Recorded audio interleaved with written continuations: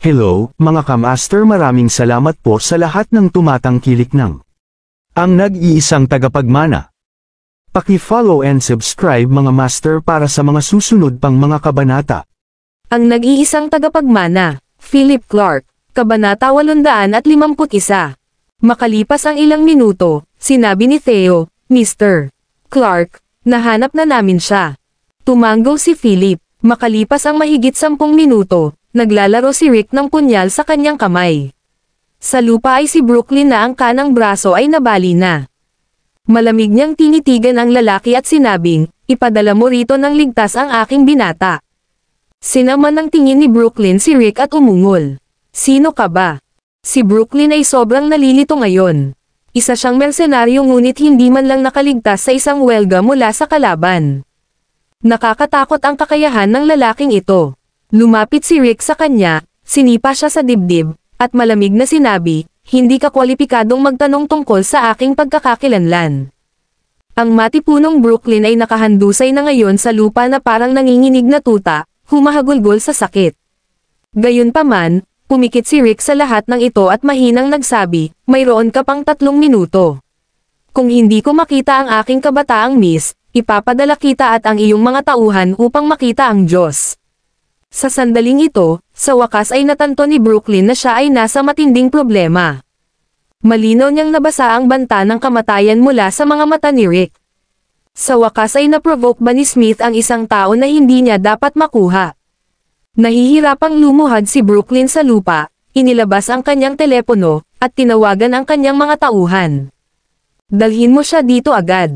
Makalipas ang ilang minuto, si Philip, na nasa ospital, ay nakatanggap ng tawag mula kay Rick. Young Master, ang batang miss ay ligtas na sa aking mga kamay. Ano ang gagawin natin sa mga taong ito? Sa sandaling ito, nakahinga ng maluwag si Philip at malamig na sinabi, huwag kang gagawa ng anuman. Hayaan silang abisuhan si Smith na tapos na ang gawain at hintayang makipag-ugnayan sa akin si Smith. Naiintindihan. Binaba ni Rick ang telepono. Napagtanto ni Anna, na nakatayo sa tabi ni Philip, ang kanyang intensyon. Pinaikit ni Philip ang kanyang mga mata na nagpahayag ng layuning pumatay at sinabing, dahil gusto ni Smith na makipaglaro sa akin, kung gayon ay hindi ko iniisip na makipaglaro sa kanya hanggang sa huli. Walang magawang umiling si Anna, naaawa kay Smith na hindi pa niya nakikilala. Talagang pagkakamali niya ang maging kaaway ni Mr. Clark. Ang isang pag-iral tulad ni Philip ay talagang hindi magagapi. Sa nakalipas na 2 araw, pagkatapos masaksihan ang mga pamamaraan ni Philip, talagang hinangaan siya ni Anna mula sa kaibuturan ng kanyang puso. Kung maaari, handa siyang ibigay ang lahat kay Philip, pati na ang kanyang buhay. Theo, humanda ka. I want to see what other tricks have Smith, mahinahong sabi ni Philip, puno na ng killing intent ang tono nito. Gaya ng inaasahan. Wala pang 10 minuto, tumawag si Smith. Sa sandaling konektado ang tawag, narinig ang kanyang tawa bago niya sinabing, Philip Clark, I think we can sit down and talk now. Tinanong ni Philip, ano ang dapat pag-usapan? Haha, Philip, napakayabang mo, pero nakaligtaan mo ang isang punto. Naipadala na ang video sa iyong telepono. Maaari mong suriin ito bago gumawa ng desisyon. Tagumpay na tumawa si Smith. Ibinaba ni Philip ang telepono at sinilip ang video na natanggap niya. Sa video, nakahiga si Mila sa kama, mahimbing na natutulog. Ilang matipunong lalaki ang nakatayo sa tabi niya, malamig at masungit na nagsasabi sa camera. Ngumisi si Philip, idinial ang numero ni Smith, at nagkunwaring umuungal sa galit. Smith, anong ginawa mo? Kara-rating lang ni Smith sa sangay ng asosasyong medikal sa sandaling ito. Nakatayo sa harap ng French windows ng opisina at nakatingin sa tanawin sa labas, sinabi niya, so, pwede ba tayong mag-usap? Sinabi ni Philip, sa tingin mo ba ay susuko ako dahil lang sa pananakot mo sa akin sa aking anak? Nagkibit balikat si Smith at sinabing, no way, I'm not threatening you. Nabalitaan ko lang na mahal ng mga tao mo ang mga anak mo at ibibigay pa nila ang buhay mo para sa kanila. Sinusubukan ko lang ito. Philip, huwag mong hamanin ang pasensya ko. Kung hindi, magkakaroon ng headline ng balita tungkol sa isang batang babae na natagpuang patay sa ilog. Galit na nagngangalit si Smith. Umungol si Philip. How dare you? Patuloy sa pagtawa si Smith. Ano ang dapat katakutin? Hindi ako mamamayan dito. Mayroon akong diplomatikong proteksyon. Kahit na ako ay napatunayang nagkasala sa huli, maaari pa rin akong bumalik sa aking bansa at mamuhay ng magandang buhay doon. Pagkatapos ng ilang sandali ng katahimikan, pumayag si Philip. Okay, magkita tayo. Ang nag-iisang tagapagmana, Philip Clark, Kabanata 852. Pagkababa ng telepono, nawala ang galit sa mukha ni Philip at napalitan ng pagngisi. Siguradong patay na si Smith. Nagkatinginan din sina Theo at Anna, naaawa kay Smith. Hindi niya moari ang paraan ng paggawa ni Philip. Di nagtagal, nagmaneho si Philip at ang kanyang mga tauhan patungo sa sangay ng asosasyong medikal na iminungkahi ni Smith na makipagkita. Si Smith ay nakaupo sa opisina sa sandaling iyon, nakayakap sa kanyang sekretarya. Pakiramdam niya ay nanalo siya. Pagdating ni Philip, hindi lang niya uutusan na palayain si Hendricks, kundi hihingi din siya ng kayamanan sa kanya. Para sa isang malaking negosyo tulad ng Beacon Group, makakakuha siya ng hindi bababa sa daan-daang milyon. Maya-maya pa, tumunog ang intercom. President Smith, nandito na sila. Napakabuti, dalhin mo sila. Ngumiti si Smith at sinenyasan ang babaeng sekretarya na umalis. Halos hindi na siya makapaghintay. Maya-maya, itinulak ang pinto ng opisina at pumasok ang katulong kasama si Philip. Mr. Clark, tumawa si Smith, bumangon, at iniunat ang kanyang kamay kay Philip. Nakipagkamay si Philip at nakangiting sinabi, Mr. Smith, nagkita ulit tayo. Hindi ko inaasahan na ikaw ang magiging regional president ng Medical Association. Ngumiti si Smith, inanyayahan si Philip na umupo ng magiliw, at sinabi, Mr. Ganon pa rin si Clark nung huli kitang nakita. Sana maging magkaibigan tayo. Kaibigan. Hehe. Ngumisi si Philip at diretsong sinabi, maaari kang magsimulang magsalita tungkol sa gusto mo. Pagkatapos ng lahat, ang aking anak na babae ay nasa iyong mga kamay ngayon. Umiling si Smith, nagsalin ng isang baso ng red wine, at sinabing, Mr. Clark, hindi ko iniisip na ang bagay na iyon ay apurahan. Gawin natin ito sa ganitong paraan. Gusto ko munang magtanong tungkol sa mga asset ng kumpanya ng asawa mo. Nang marinig ito, agad na naunawaan ni Philip ang intensyon ng kabilang partido. Interesting. Hindi lamang siya hindi nagsisi, ngunit gusto pa rin niyang kumita ng kayamanan sa mga oras na ito. Hindi ko talaga maintindihan ang ibig mong sabihin. Bakit hindi mo ipapaliwanag sa akin? Sabi ni Philip. Ngumiti si Smith at sinabing, nabalitaan ko na kanina, nag-invest ng malaking pera ang Mila Nelson Angel Investment Group sa Beacon. I wonder kung magkano. Nagpanggap si Philip na nag-isip tungkol dito, pagkatapos ay ngumiti at sinabing, hindi gaano, kaunti lang. Umiling si Smith at sinabing, ayon sa aking mga pagsisiyasat, hindi lang ito kaunti. Hehe, he's still trying to hide it from me at this time. Pang-iinsulto ni Smith sa loob. Sa sandaling pumasok si Philip sa pintong ito, siya ay walang iba kundi isang USA sa mga headlight, naghihintay na matamba. Gusto mo ba talagang malaman? Biglang tanong ni Philip na may ngiti sa labi.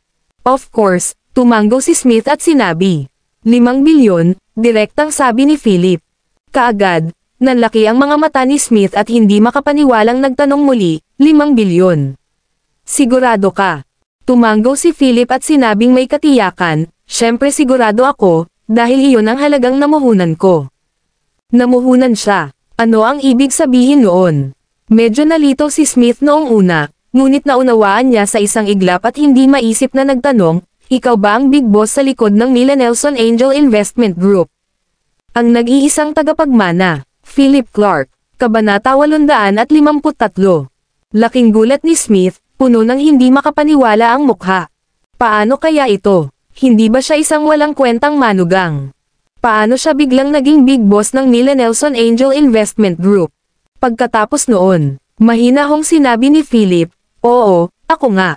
Inamin niya ito. Napalunok si Smith, puno ng saya ang puso niya. Siya ay napuno ng lubos na kaligayahan. Isang malaking piraso ng cake ang inihatid sa kanyang pintuan. Ang Mila Nelson Angel Investment Group ay sinasabing nagkakahalaga ng daan-daang bilyon. Mr. Clark, kung ganoon, itigil na natin ang pag-ikot sa bush. Bawiin ang paratang laban kay Hendrix Worley at ibabalik ko sa iyo ang iyong anak. Paano kung ganoon? Sabi ni Smith na may malawak na ngiti. Sa kanyang mga mata, si Philip ay isa ng cash cow. Bahagyang kumunat ang noo ni Philip, nilinggan niya si Smith, at nagtanong, iyon lang. Nagulat si Smith, hindi niya naintindihan ang ibig sabihin ni Felipe at sinabi niya, mayroon ka bang anumang mga katanungan? Napangiti si Philip, tumingin kay Smith, at sinabing, sa pagtatanong ng mga tanong na iyon, hindi mo ba sinubukang kumita ng kayamanan mula sa akin? Natigilan si Smith, ang kanyang mukha ay biglang namulaklak sa kagalakan habang tinapik niya ang balikat ni Philip at sinabing, Mr. Clark, hindi ka talaga ordinaryong tao. Dahil nakita mo na ako, diretso na ako. Kung gusto mong ipagpatuloy ang produksyon ng Beacon, kailangan nating gumawa ng ilang koneksyon. Paano kung 1 bilyon? Sumimsem si Smith ng red wine na may matangkad na ngiti sa kanyang mukha na parang kontrolado ang lahat. 1 bilyon. Siya ay pagpunta sa gumawa ng isang malaking kapalaran sa oras na ito. Sa pagkakataong iyon, kanya ang isang villa sa Maldives. Tumayo si Philip, umiling, at sinabing, hindi ginagawa sa ganitong paraan ang negosyo. Dapat maging patas tayo. My daughter in exchange for you and Hendrix, pumayag ka ba? Kumunat ang noo ni Smith habang sinusubukang intindihin ang ibig sabihin ni Philip. Sabi niya, ako at si Hendrix. Bakit, sa tingin mo kaya mo kaming pabagsakin ng sabay? Humalaklak si Philip, siguro. Nangangamba si Smith, kung gayon, sa tingin mo ay makakaalis ka rito ngayon. Pagkatapos noon, pinalakpakan ni Smith ang kanyang mga kamay at 1 dosenang matipunong lalaking nakaitim ang pumasok mula sa labas, mukhang mabangis at matindi. Philip Clark, hindi kawalan para sa iyo ang deal na ito. 1 bilyon. Pakakawalan ko ang iyong anak at pakakawalan mo si Hendrix. Pagkatapos, pwede ka nang umalis dito. Pinaikit ni Smith ang kanyang mga mata at ngumiti ng buong kumpiyansa. Sa kanyang mga mata, si Philip ay walang iba kundi isang taksil na tao na may kaunting pera sa kanyang mga kamay. Hindi kinakailangang magpakita ng anumang awa. Gayunpaman, naningkit ang mga mata ni Philip at bahagyang nanlamig ang mukha niya habang sinasabi, I must say that foreigners like you are very confident, but don't forget where you are standing right now. Imposibleng tatakbo ang mga manloloko na tulad mo dito magpakailanman. Ang ngiti sa mukha ni Smith ay unti-unting lumakas. Pinaikit niya ang kanyang mga mata, tumingin kay Philip, at malamig na sinabi, I'm only giving you one chance. Sigurado ka bang hindi mo kukunin? Natuwa si Philip kay Smith at sinabing, mukhang may tiwala ka. Pagkatapos noon, nag-snap lang ng daliri si Philip, at sa iilang tao na dinala niya na nakatayo sa likuran niya, lumabas si Rick. Sa sandaling humakbang siya, bumaba ng husto ang temperatura sa buong opisina. Halos kaagad, nagmamadaling lumabas si Rick. Mabilis at malupit ang kanyang mga galaw. Ito ay halos isang strike bawat tao. Nang ang huling tao ay nahulog, si Smith ay lubos na nataranta. Nawalan siya ng balanse, nahulog sa kanyang upuan, at tinitigan si Philip ng may dilat na mga mata. Natuwa si Philip nang makita ang kinakabahang ekspresyon ni Smith. Bago ito, he was still acting all high and mighty, so bakit siya naging duwag ngayon? So, Smith, ano ang sasabihin mo ngayon? Malamig na tanong ni Philip. Medyo kinakabahan ngayon si Smith, pero ngumiti pa rin siya ng malupit at sinabing, Philip, sa tingin mo ba tapos na? Huwag kalimutan, ang iyong anak na babae ay nasa aking mga kamay pa rin. Iminumungkahi kong pag-isipan mo itong mabuti. Kung hindi, kinokolekta mo ang kanyang katawan. Bumaba ang ekspresyon ni Philip at hindi siya nagsalita. Tila nahuli ni Smith ang kahinaan ni Philip sa sandaling iyon at tumawa. Pag-isipan mo na lang mabuti. 1 bilyon para sa iyong anak na babae at kumpanya ng iyong asawa. Ito ay isang magandang deal.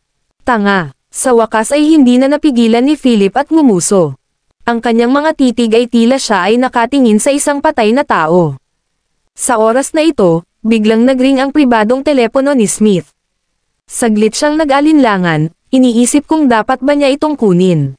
President Smith, Iminumungkahi kong sagutin mo ang tawag dahil maririnig mo ng eksakto kung paano mo haharapin ang iyong pagbagsak. Napangiti si Philip, at ang tanawing iyon ay nagpanginig kay Smith. Nakakakilabot ang itsura. Pagkatapos ng maikling pag-aalangan, sinagot ni Smith ang tawag. Ang nag-aalalang boses ng kanyang assistant sa Golden City ay umalangaw-ngaw mula sa kabilang dulo. Ang nag-iisang tagapagmana, Philip Clark, Kabanata 854. President Smith, may seryosong nangyari. Ang punong tanggapan ay naglabas lang ng utos na bawiin ang iyong posisyon bilang Pangulo. Ano? Paano ito mangyayari? Natarante si Smith. Gayun din, ang mga kaugnay na departamento sa Golden City ay dumating na may ebidensya ng iyong mga krimen. Ang lahat ng mga ari-arian sa ilalim ng iyong pangalan ay nagyelo. Nang marinig ito ni Smith, pakiramdam niya ay nagdilim ang kanyang paningin at umiinit ang kanyang ulo. Siya glared sa Philip at roared hysterically. Ginawa mo ba ito? Ayaw mo na ba sa anak mo? Walang pakialam na tumingin si Philip sa galit na si Smith, lumapit sa kanya, at sinipa siya bago sinabing malamig, maaari kang tumawag at tanungin ang iyong nasasakupan kung nasaan ang aking anak na babae. Siya nga pala, Brooklyn ang pangalan niya, di ba? Biglang nabalisa si Smith nang marinig niya ito. Anong ibig mong sabihin? Mahinahong sinabi ni Philip, tawagan mo lang at malalaman mo. Nag-aalalang tinawag ni Smith si Brooklyn at narinig niya ang pagngisi mula sa kabilang dulo. Smith. Hello. Hindi iyon boses ni Brooklyn. Ay hindi, binaba agad ni Smith ang tawag. Hindi makapaniwalang tumingin siya kay Philip at nagtanong, ikaw, ano ang gusto mo? Oo, hinagis ni Smith ang puting tuwalya. Ngumiti lang si Philip, bigla siyang sinipa, at sumigaw, noong binyantaan mo ako sa anak ko, selyado na ang kapalaran mo. Sa palagay mo ba ay walang makakaalam tungkol sa iyong maruming mga gawa sa paglipas ng mga taon? Nakahawak sa kanyang dibdib na may nagtatampo na mukha, sa wakas ay humingi ng awa si Smith pagkaraan ng mahabang panahon. Mr. Clark, pangalanan mo ang presyo mo. Ang presyo ko. Humalaklak si Philip at sinabing, sa tingin mo ba ay karapat-dapat kang makipag-ayos sa akin? Nasa kamay ko na ngayon ang buhay mo. Pagkatapos noon, itinulak ang pinto ng opisina at pumasok ang ilang naka-unipormeng lalaki kasama si Brooklyn at ilan pa. Thud. Direktang lumuhad si Brooklyn at ang iba pa sa harap ni Philip, nakasubsob ang ulo sa lupa habang nagmamakaawa. Mr. Clark, paalisin mo na kami. Nagkakamali tayo. Kasalanan natin ang lahat. Inutusan tayo ni Smith na gawin ito. Sa sandaling ito, hindi sinasadyang itinapon ni Brooklyn si Smith sa ilalim ng bus. Sumabog sa galit si Smith, minumura siya na parang mandaragat. Tiningnan lang ni Philip si Brooklyn ng malamig at nagtanong, mayroon ka bang ebidensya ng panggigipit ni Smith sa mga tao ng bansang ito? Oo, ginagawa ko. Biglang tumangaw si Brooklyn. Sa sandaling iyon, mahinang bumagsak si Smith sa lupa, nakaharap sa kisame. Alam niyang tapos na ito para sa kanya. Nangyari ang lahat gaya ng inaasahan. Makalipas ang kalahating oras, nakaposa si Smith at dinala. Kasabay nito sa isang suite ng hotel sa isang lugar sa Maldives. Gumagawa si Muriel ng ilang hindi maipaliwanag na aksyon kasama ang isang dayuhang lalaki nang biglang bumukas ang pinto. Isang pangkat ng mga armadong lalaki ang sumugod at kinaladkad si Muriel mula sa kama. Huwag kang gagalaw. Arestado ka. Naayos na ang lahat. Bumalik si Philip sa ospital at nakasama si Win ng isang linggo. Sa buong linggo, masusing inalagaan ni Philip si Win. Sa araw na ito, si Win ay nakahiga sa kama ng ospital, nanunood ng mga balita. Ang paksa ay ang panayam ng sangay ng asosasyong medikal. Sa pagkakataong ito, ang sangay ng asosasyong medikal ay nalantad sa isang iskandalo sa kita. Si Hendrix Worley ay naaresto at ang presidente ng Golden City Medical Association, si Carl Smith, ay nakakulong din. Pagtingin sa report sa screen, napalingon si Win kay Philip na nakahiga sa sofa at may dyaryo sa mukha. Bigla siyang nagtanong, Phil, may kinalaman ka ba dito? Ang nag-iisang tagapagmana, Philip Clark, Kabanata 855. Sa pagkakataong ito, muntik nang mahulog si Philip sa sopa. Ngumisi siya at sinabing, paano ito posible? Wala akong kakayahan na iyon, kaunti lang ang pera ko. Sa tingin ko ay may nagsampa ng ulat laban sa kanila. Kumunat ang noo ni Win kay Philip. Pakiramdam niya ay nagsisinungaling siya. Gayunpaman, wala siyang maisip na dahilan para gawin niya iyon. Nang maramdaman ang kahinahinalang sulyap ni Win, nagkasala si Philip, bakit ganyan ang tingin mo sa akin?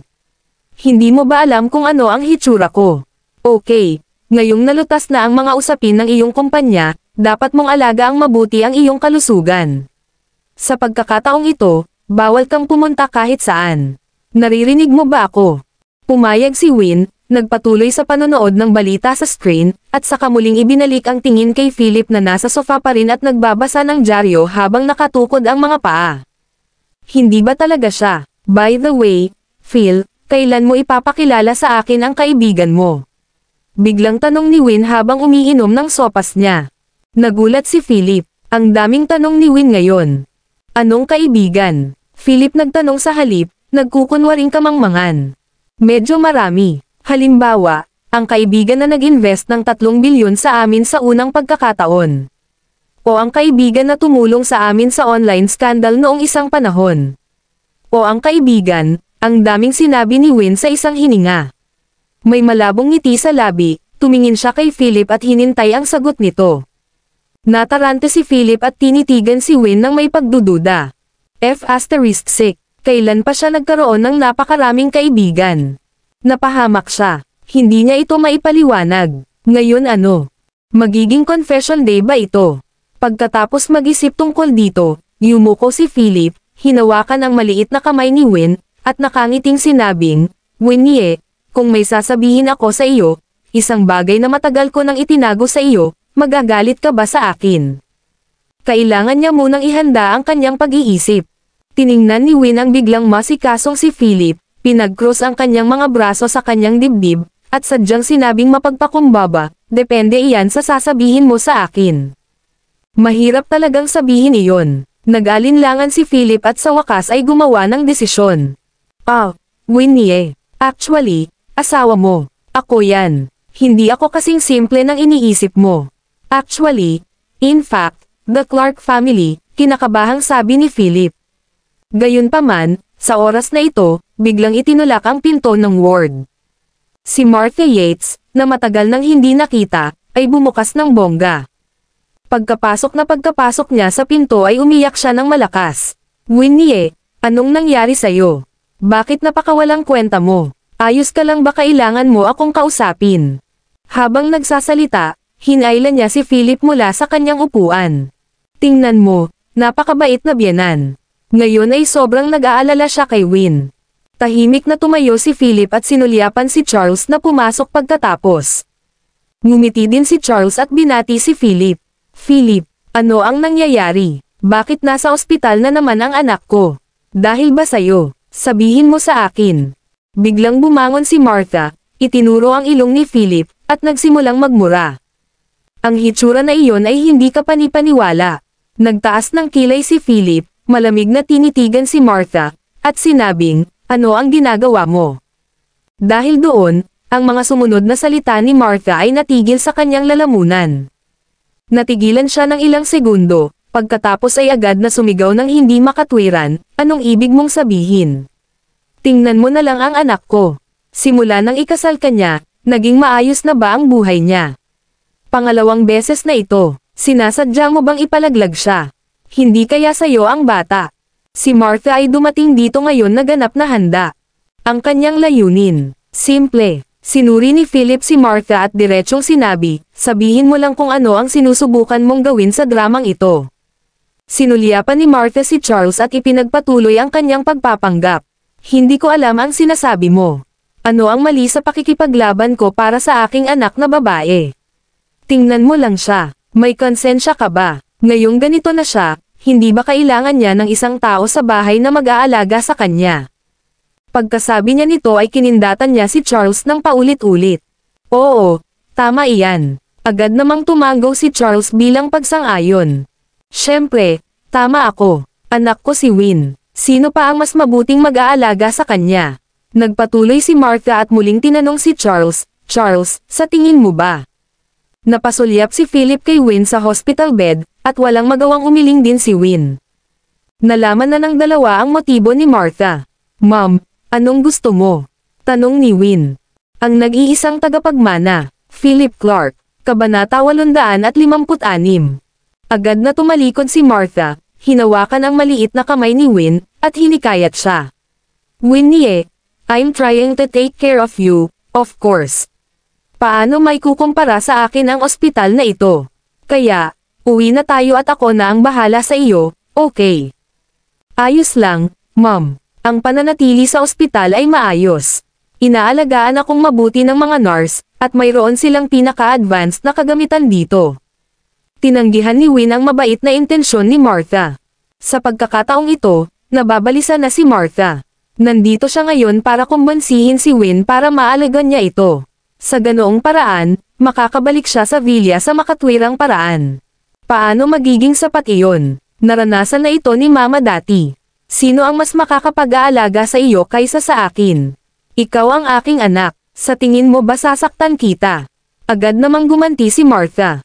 Halatang halata ang kanyang intensyon. Hindi siya susuko hanggat hindi pumapayag si Win. Si Win ay patuloy na tumanggi ng husto. Mama, ayos lang talaga. Kaya kung manatili sa ospital. Pagkatapos ng pangungusap na ito, tinakpan ni Martha ang kanyang mukha at nagsimulang umiyak. Winnie, hinahamak mo ba ako? Kung gagawin mo, aalis ako ngayon din. Humihikbi si Martha, nagkunwaring tatayo, at tatalikod na sana para umalis. Sa oras na ito, hinawakan ni Charles si Martha at sinabi kay Win, Winnie, maganda ang intensyon ng nanay mo. Bakit hindi ka nalang pumayag sa hiling niya? Nasa dilema si Win. Sinuliapan niya si Philip bago tumango at sinabing, okay. Agad na tumalikod si Martha at tuwang-tuwa na sinabi kay Win, my daughter's the best. Okay, uuwi ako kaagad at ipagtitimpla kita ng chicken soup.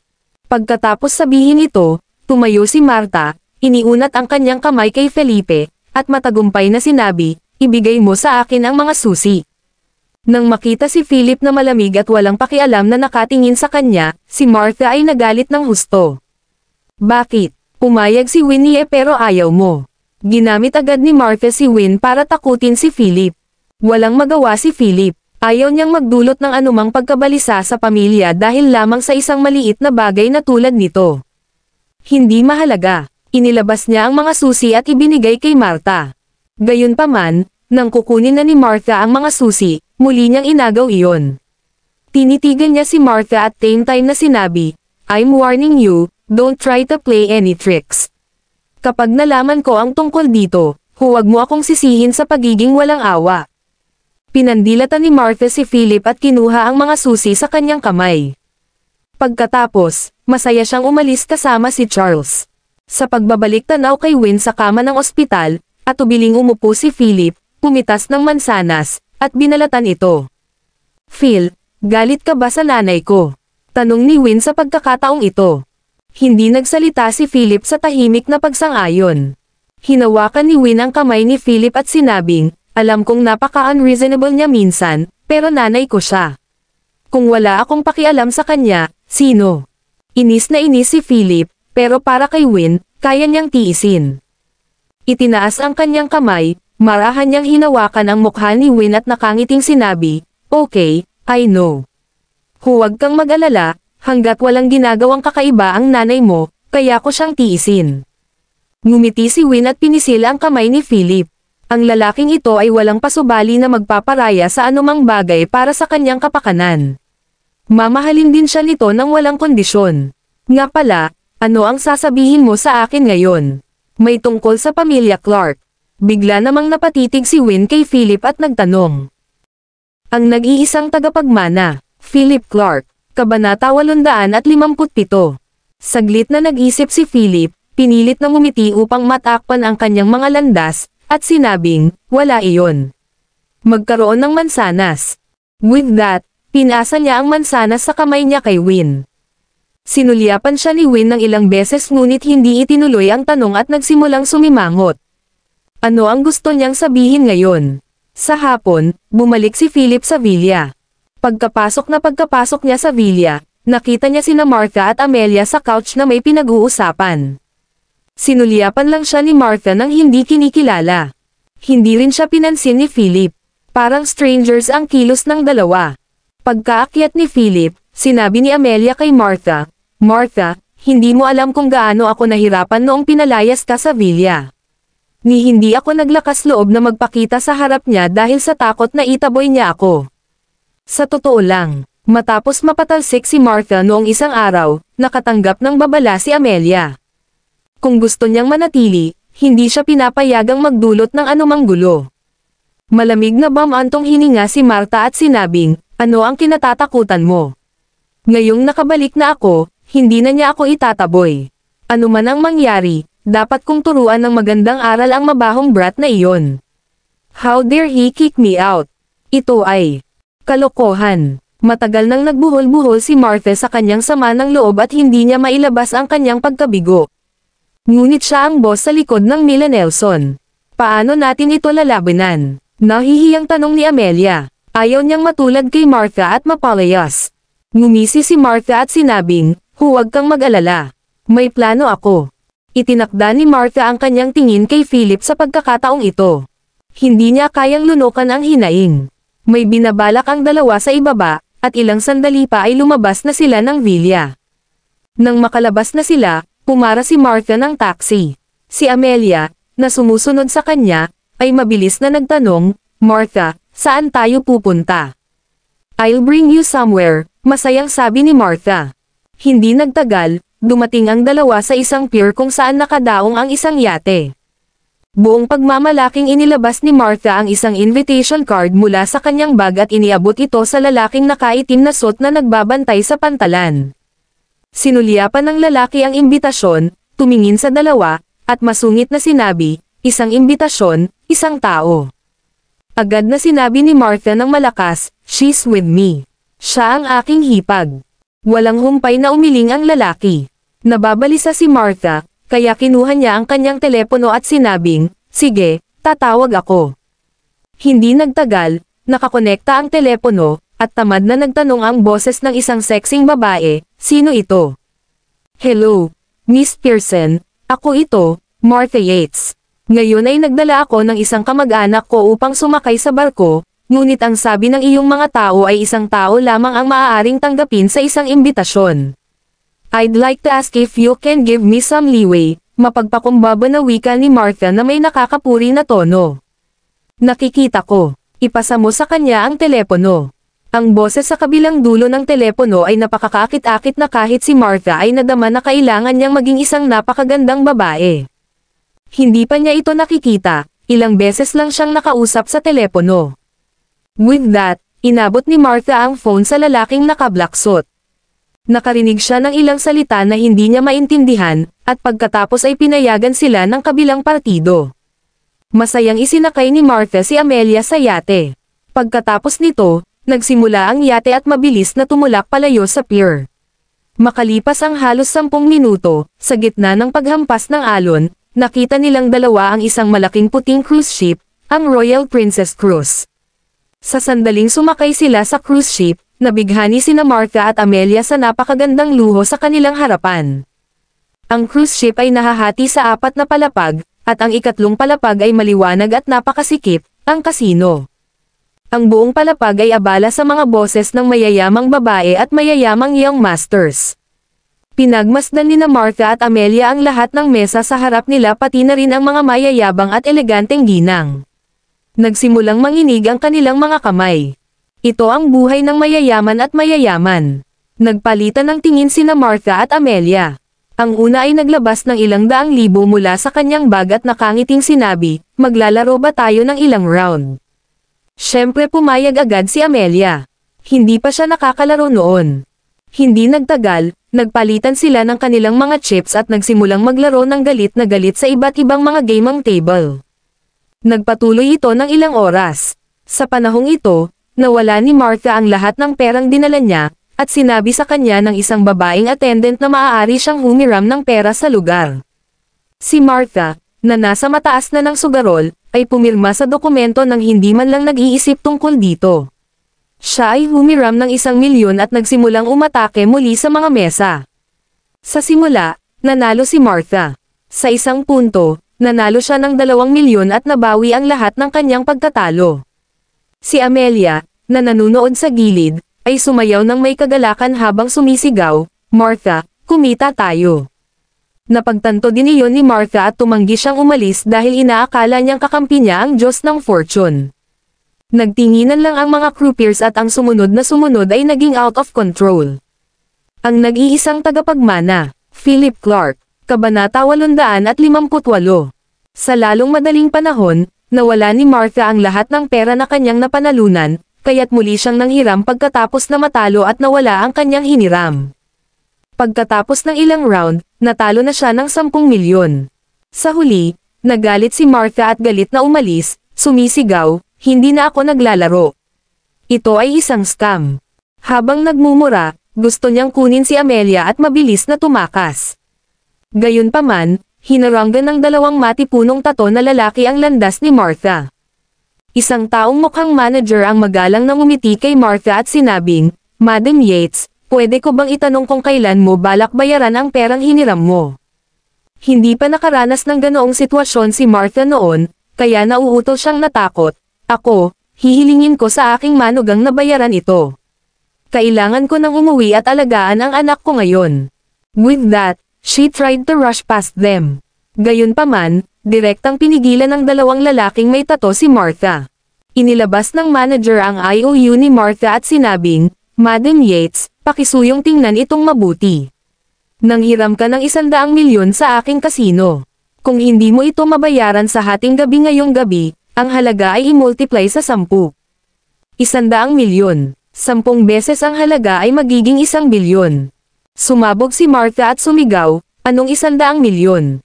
10 milyon lang ang hiniram ko. Saan nanggaling ang 100 milyon? Ito ay daylight robbery. Ito ay isang scam." Tapos na. Napagtanto din ni Martha na siya ay nahulog sa isang bitag. Gayunpaman, mahinang umiling ang manager at sinabing, "Hindi, 100 milyon ito. Ang huling round ay isang 10 beses na taya. Nawala ka ng 70 milyon sa round na iyon. Dagdag pa ang 10 milyon na hiniram mo, ang kabuuan ay 100 milyon. Bullsh *T. Niloloko mo ang mga tao at lumalabag sa batas. I'd demanda kita." Galit na umungol si Martha. Smack! Biglang humakbang ang manager at sinampal si Martha dahilan para diretso itong bumagsak sa lupa. Tinakpan niya ang mukha niya at nagsimulang umiyak. "Papayo ko sa iyo na huwag subukan ang aking pasensya." Sa paglipas ng mga taon, nakita ng ilog na ito ang maraming tao na nanghiram ng pera at hindi nagbabayad. "Gusto mo bang bumaba doon at samahan sila?" Tumingkayad ang manager at tumingin kay Martha at Amelia na may banta ng ngiti-ngiti. Noon lamang napagtanto ni Martha na siya ay natatakot.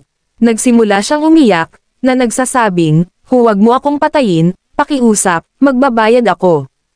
"Okay, magbayad ka," sabi ng manager. Nagpanik si Martha. Saan siya hahanap ng napakaraming pera? 100 milyon. "Ako, wala akong ganoon kalaking pera." Nauutol na sabi ni Martha at umiwas sa mga mata ng kabilang partido sa takot. Bam! Lumapit ang manager, sinipa siya ng malakas, at nagmura, "Nagsisinungaling ka ba sa akin? Maniwala ka man o hindi, itatapon kita sa ilog ngayon." "Hindi, mangyaring huwag. May pera ang aking manugang. Papadalhan ko siya ng pera ngayon." Ang naguguluhan na si Martha ay nawalan na ng malay. Mabilis niyang kinuha ang phone niya at tinawagan si Philip. Ilang sandali pa ay tumunog ang telepono bago ito nakakonekta. "Philip, halika at iligtas mo ako. Iligtas mo ako. Itatapon nila ako sa ilog." Agad na napaluha si Martha.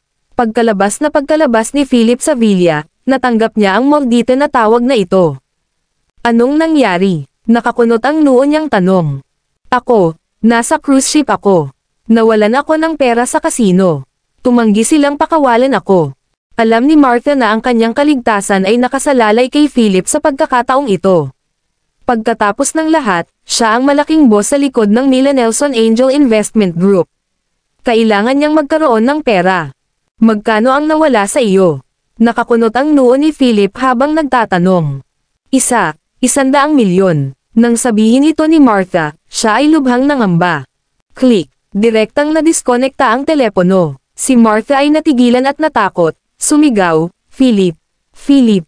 Muli siyang tumawag at nagsimulang magmura, Philip Clark, I'm your mother-in-law. Iiwan mo ba talaga ako sa gulo? Ang nag-iisang tagapagmana, Philip Clark, Kabanata 859. Si Martha ay nababalisa at naninigas sa takot. Napakaraming tao ang kasama ng kabilang partido. Halatang halata na hindi nila siya pakakawalan kung hindi niya makuha ang pera. Damn that Philip for hanging up on her at this time. Talaga bang iiwan siya nito para mamatay? Philip, dalhin mo ang pera at iligtas mo ako ngayon din. Umungol si Martha, mukhang napakalungkot at gulong-gulo. Nakatayo sa pintuan ng villa, napangisi si Philip. Martha, sumugal ka at natalo. Bakit mo ako hinihingan ng pera? Anong ibig mong sabihin? Ikaw ang aking manugang. Anong masama kung humingi ka ng pera? Napatingin si Martha sa manager na nakaupo habang nilalaro ang punyal sa kamay. Sa sobrang takot niya ay nagsimula siyang manginig at mabilis na sinabi, okay. Kung hindi mo ako bibigyan ng pera, tatawagan ko si Win. Natigilan si Philip nang marinig niya ang pangalan ni Win. Ang moldito na si Martha Yates ay talagang hindi makatao. Dahil sa desperasyon, kinailangang pumayag ni Philip. Saan? Hindi nagtagal, ipinadala ni Martha ang address sa kanya. Nag-isip sandali si Philip, tinawag si Theo, at pagkatapos ay sumugod sa pantalan. Pagbalik sa cruise ship, lumiit sa sulok sina Martha at Amelia, magkayakap habang mukhang nataranta. Ang aking manugang ay magdadala ng pera sa lalong madaling panahon. Sa sobrang takot ni Martha ay nanginginig ang buong katawan niya. Magaling. Pumalakpak ang manager at tumawa, saka sinenyasan ang dalawang bodyguard na paghiwalayin ang dalawang babae. Malamig niyang sinabi, may gustong makakita sa iyo. Pagkatapos nito, kinuha ng dalawang bodyguard ang nagpupumiglas na si Martha. Hindi sumang-ayon si Martha sa una at sumigaw, hindi ako pupunta. Malapit nang dumating ang aking manugang. Hindi ako pupunta kahit saan. Pero sinampal lang ulit siya ng manager at natahimik siya. Habang nasa daan, hindi nang ahas magsalita si Martha. Nag-aalala siya na kung hindi niya sinasadyang magalit ang kabilang partido, siya ay matatapos. Hindi nagtagal, dumating sila sa pinakamarangyang presidential suite sa cruise ship. Binuksan ng manager ang pinto, pumasok, at magalang na sinabi, "Boss, nandito siya." "Sige. Pasok ka." Isang tamad na boses ang tumunog. Nang marinig ito ni Martha, pakiramdam niya ay pamilyar ang boses. Nagtataka pa siya kung sino iyon nang itulak siya ng bodyguard sa likod niya. Pagpasok sa suite, nakita ni Martha ang isang babae sa harap niya na nakaapoy na pulang damit na nakaharap sa kanya ang likod. Mukha siyang matangkad at sexy. Hawak ang isang baso ng red wine, nakatayo siya sa bintana na tinatanaw ang ilog. "Madam Yates, natutuwa akong makita ka sa aking cruise ship. Nag-enjoy ka ba?" Dahan-daang lumingon ang babae, ipinakita ang kanyang maselang katangian at kaakit-akit ng ngiti. Ikaw ba si Miss Pearson?" Tanong ni Martha. Bahagyang ngumiti ang kabilang partido at sinenyasan ang attendant na ipasa kay Martha ang isang baso ng red wine, na nagsasabing, "Kumain ka ng isang baso ng alak upang mapawi ang iyong nerbiyos." Pansamantalang kinuha ni Martha ang baso ng alak. Bago humigop, lumuhad siya at humingi ng awa.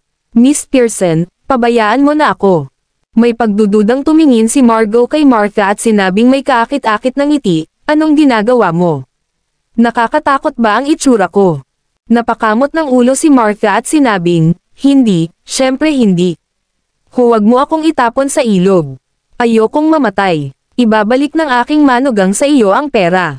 Maawa ka sa akin." Napagtanto ni Martha na siya ay nahulog sa isang bitag. Naningkit ang mga mata ni Margot. Puno ng ngiti ang mukha, sinenyasan niya ang kanyang mga nasasakupan na hilahin si Martha pataas. Sabi niya, "Madam Yates, let's make a deal. Bibigyan pa kita ng 10 milyon pagkatapos nito." "Paano naman?" 10 milyon. Natigilan si Martha. Inilibot niya ang tingin sa paligid. Mukhang hindi siya makakaalis kung hindi siya papayag. "Anong deal?" Mahinang tanong ni Martha. Walang pakialam na ngumiti si Margot at sinabing, "Huwag kang kabahan. Ito ay hindi isang mahirap na gawain. May kailangan ka lang gawin para sa akin."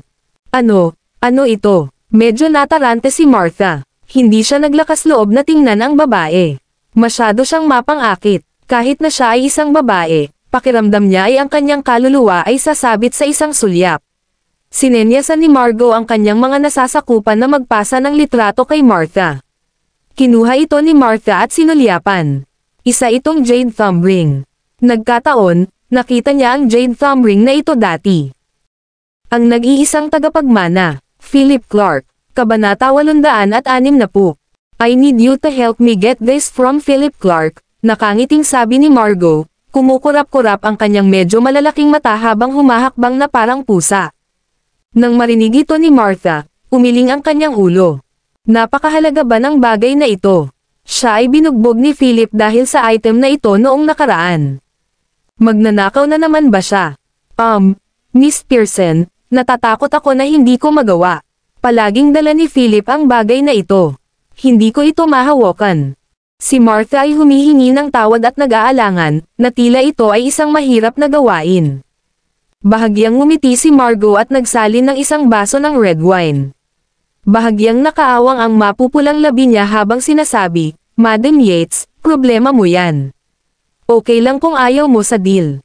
Pagkasabi noon, diretsyong kinaladkad ng dalawang matipunong bodyguard si Martha sa bintana at gumawa ng kilos na itulak siya palabas. Ang mga alon sa ibaba ay nakakatakot.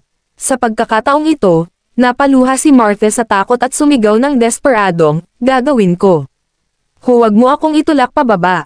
Sinenyasan ni Margot ang kanyang mga nasasakupan na pakawalan si Martha, pagkatapos ay tinapakan ang kanyang mataas na takong upang maglakad papunta kay Martha na nakahandusay sa lupa. Sabi niya, nga pala, wala akong masyadong oras. Bibigyan kita ng 2 linggo, okay. 2 linggo. No way. 2 weeks isn't enough time, bulalas ni Martha. Ngunit nang makita niyang humakbang muli ang 2 bodyguard, agad siyang tumango ng galit na galit. Okay, 2 linggo.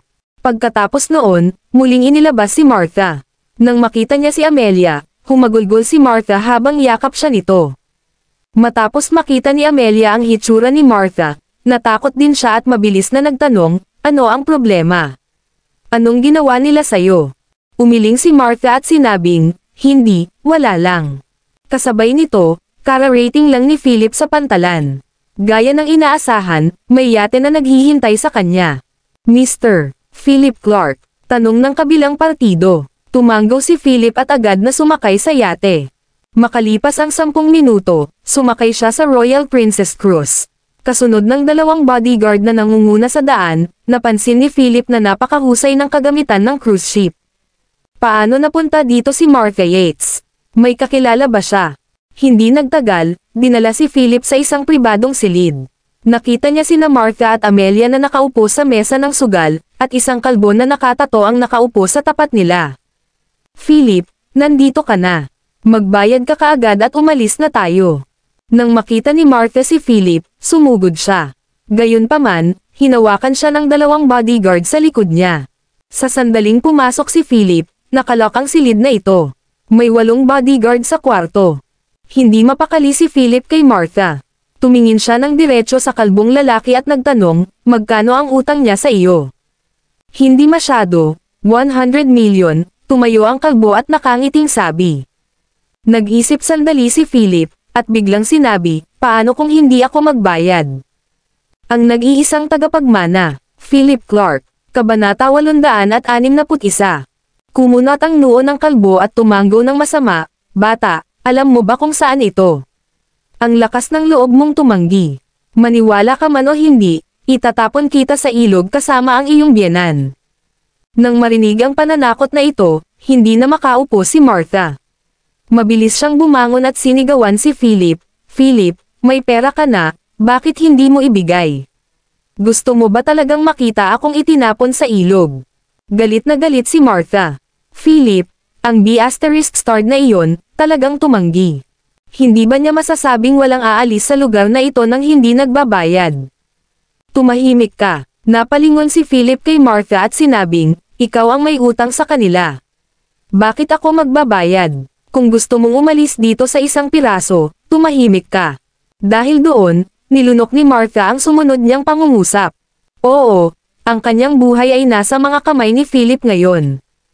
Kung i-provoke niya siya ngayon, Tapos na iyon para sa kanya. Sinulyapan ni Philip ang kalbong lalaki at malungkot na sinabi, gusto kong makita kung paano nawala sa iyo ng aking biyenan ang 100 milyon. Ito ay malinaw na isang setup. Humalaklak ang kalbo. Brat, hindi mo rin iniisip ang pagsusugal, di ba? Napangiti si Philip at sinabing, hindi ko malalaman hanggat hindi ko sinusubukan. Dahil ito ay sanhi ng pagsusugal, solusyonan din natin ito sa pamamagitan ng pagsusugal.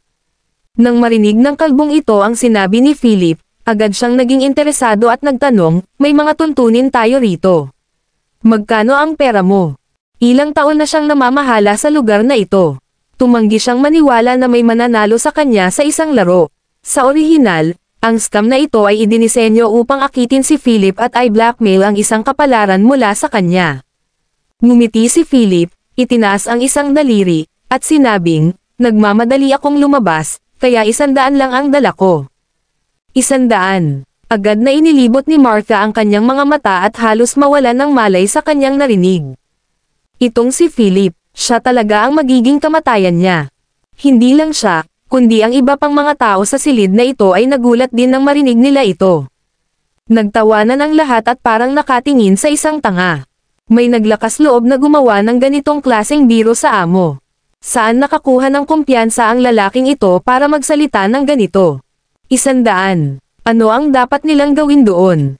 Natigilan din sandali ang kalbo, sa kagalit na nagsalita, Brat, sinasadya mo ba ito? Maniwala ka man o hindi, puputulan ko ang iyong mga kamay at paa sa sandaling ito. Bakit? Takot kang matalo? O, natatakot ka bang makipaglaro sa akin? Isang mahinang pagngisi ang sumilay sa mukha ni Philip. Nanlaki ang mga mata ni Martha habang sinaway, Philip, nababaliw ka na ba? Anong ginagawa mo, gusto mo bang idamay ako sa gulo? Nababaliw na siya. Si Philip ay talagang walang kwenta. Magiging basura siya habang buhay. Hindi pinansin ni Philip si Martha. Ang kalbo na lalaki ay tumingin sa kanya ng mapanukso at malamig na sinabi, mabuti. Kailangan mong isaalang-alang ito ng mabuti. Kapag umupo ka na sa mesang ito sa pagsusugal, hindi ka makakaalis maliban kung manalo ka ng 100 milyon. Philip, huwag kang magsapalaran. Makinig ka sa akin. Siguradong matatalo ka. Mga manloloko sila. Putol ni Amelia. Bilang resulta, smack. Agad siyang sinampal ng kalbo at nagmura. B*H, shot the F** sick up. Sa teritoryo ko, pinakaayaw namin ang mga manloloko. Ngumiti din si Philip at sinabing, don't worry. Hindi ako natalo sa isang laro sa aking buhay. Maraming tao ang natawa sa kanyang sinabi. Ang bastos talaga ng brat na ito. Masyado siyang ignorante para sa kanyang kapakanan. Hahaha, baliw lang siya. Talaga bang iniisip niya na siya ang Diyos ng mga sugarol? Matatalo siya for sure. Ang pagtaya laban kay Bolo ay parang pag-akyat laban sa isang brick wall. Ilang mga bodyguard sa paligid ay tumingin kay Philip ng panunuya, nanginginig ang kanilang mga ulo. Narinig ni Martha ang mga komento at ang kanyang mga tuhod ay naging halaya. Siguradong napahamak sila. Sinisiraan nito si Philip. Malulugi ba sila kung magpapatuloy ito? Okay, tataya ako sa iyo. Gusto kong makita kung anong mga trick ang mayroon ka. Tinapik ng kalbo ang mesa at agad na pumasok ang isang croupier. Umupo si Philip ng mahinahon. Ang nag-iisang tagapagmana. Philip Clark, Kabanata 862. Nang makita ni Martha ang kalmadong hitsura ni Philip, nakaramdam siya ng galit at hindi na makapaghintay na sipin si Philip hanggang sa mamatay. Gayunpaman, hindi niya naisip na narito si Philip para iligtas siya. Di nagtagal, naipadala na ang mga chips. Tiningnan ng kalbong lalaki ang chips ni Philip na nagkakahalaga ng 100 at tumawa. Pagkatapos, hinagisan niya siya ng 100,000 chips mula sa kanyang tagiliran at sinabing, huwag mong sabihin na ako, Bolo, ay binubuli kita. Bibigyan kita ng 100,000 chips. Ngumiti si Philip ngunit hindi tumanggi. Anong nilalaro natin? Masayang tanong ni Bolo. Mahinahong sinabi ni Philip, whatever. Mas naging interesado si Bolo at sinabing, let's play sickbo then. Simple at mabilis. Tumanggo si Philip bilang pagsang-ayon. Maya-maya, nagsimula na ang laro. Sa mga unang round, hindi nakagawa ng tamang pagpili si Philip. Nang makitang paunti-unting lumiliit ang tumpok ng mga chips sa mesa, nabalisa sina Martha at Amelia. Philip, marunong ka bang maglaro? Bakit patuloy kang natatalo? Sinasadya mo ba ito? Pinayuhan ni Martha at hindi na makapaghintay na maglaro para sa kanya.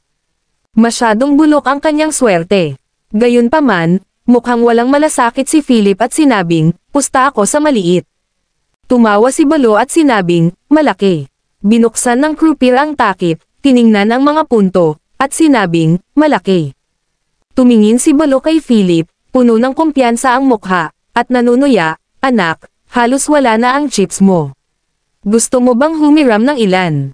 Ang mga tuntunin ay magiging pareho sa iyong biyenan. Paano naman? Hinawakan ni Philip ang huling chip sa kanyang kamay na nagkakahalaga ng 1,000 at sinabing may mahinang ngiti, hindi na kailangan, dahil mananalo ako sa susunod na round. Mananalo ba siya sa susunod na round? Humagalpak ng tawa si Balo at tawa rin ng tawa ang mga tauhan niya. Manalo? Paano ka mananalo? Gamit ang chip na nagkakahalaga ng 1,000 sa iyong kamay. Sinimangutan ni Balo. Bahagyang ngumiti si Philip, tumingin sa croupier ng mahinahon, at sinabing, magpatuloy. Okay, sabi ni Balo, you're one ballsy kid. Kung aalis ka dito ng buhay ngayon, kikilalanan kita bilang isang kaibigan. Sa sinabi nito, sinenyasan niya ang croupier na magpatuloy. Clink-clank. Inalog ng croupier ang lalagyan ng dice, tinakpan ito sa mesa, inalis ang kanyang mga kamay sa lalagyan, at pagkatapos ay sinenyasan ang mga manlalaro na tumaya. Direktang inihagis ni Philip ang kanyang chip sa maliit, at idinagdag, 1,000 dito, kasama ang lahat ng mga asset sa ilalim ng aking pangalan, sa maliit. Nagulat si Balo. Halos mabulunan siya sa determinadong mukha ni Philip. Ano ang nangyayari? Ano ang nangyari sa aura ng bata ngayon? Talagang nagkaroon siya ng urge na sambahin siya noon lang. Saglit na natahimik si Balo, pagkatapos ay ngumiti at nagtanong, ano ang halaga ng iyong mga ari-arian? Umiling si Philip at sinabing, hindi gaanong, mga 100 bilyon. 100 bilyon. Natigilan si Balo. Sinong niloloko niya? Smack. Biglang hinampas ni Balo ang mesa at umungol, sino ang niloloko mo? Kung mayroon kang 100 bilyon, bakit sa akin ka tumataya ngayon? Ang nag-iisang tagapagmana, Philip Clark, Kabanata 863. Walang pakialam na sinabi ni Philip, kayo ang nag-set up ng scam na ito, kaya natural na matatalo kita sa sarili mong laro. Bumaba ang ekspresyon ni Balo habang malamig niyang sinabi, bakit ako maniniwala sa iyo? 100 bilyon. Kung talagang totoo iyon, kikita siya ng kapalaran. Hindi sumagot si Philip ngunit nag-dial ng numero at ibinato ang kanyang telepono kay Balo. Kilala mo ba si Theo Xander? Theo Xander. Hindi pa nag-cross ang landas nila ni Theo. Nagulat si Balo at nakakunot ang noo niyang sinabi, anong ibig mong sabihin? Malalaman mo kapag sinagot mo ang tawag, mahinahong sabi ni Philip. Sinagot ni Balo ang tawag at narinig ang boses ni Theo mula sa kabilang dulo, Balo, I'll vouch for Mr. Clark. Theo Xander actually vouched for this kid. Biglang nagpanik si Balo. Sino ang batang ito? Tumingin siya sa croupier. Ang dalawa ay nagpalitan ng isang mabilis na sulyap, at ang kahulugan ay medyo malinaw. Okay, buksan mo. Umungol si Balo. Gusto kong makita kung saan ka nakakuha ng kumpiyansa na tumaya sa maliit. Itinaas ng croupier ang kanyang kamay, itinaas ang takip, at malakas na sinabi, 1, 3, 4, maliit. Basag. Biglang tumahimik ang buong venue. Nawala ang ngiti sa mukha ng kalbo. Paano? Paano ito magiging maliit? Nanlaki din ang mga mata ng croupier. Malinaw na may ginawa siya rito, kaya bakit ito ang nangyari? Smack. Bumangon si Balo, galit na sinampal ang mukha ng croupier, at umungol. F*** off. Hindi pa natauhan si Martha. Nanalo sila. Tulala ngayon si Balo. Natalo siya sa 100 billion bet. Niloko mo. Siguradong pagod ka na sa buhay. Saglit na natigilan si Balo bago siya mabilis na bumalik sa kanyang katinoan. Galit na galit, binaligtad niya ang mesa at sumigaw, tanggalin ang kanyang mga kamay at paa. Itapon mo siya sa ilog para pakainin ang mga isda. Nang matapos siyang magsalita ay pinalibutan siya ng 5 o 6 na bodyguard. Sigaw ni Martha sa takot. Bumaba ang ekspresyon ni Philip. Glaring at Balo, he said, malinaw ang kinalabasan.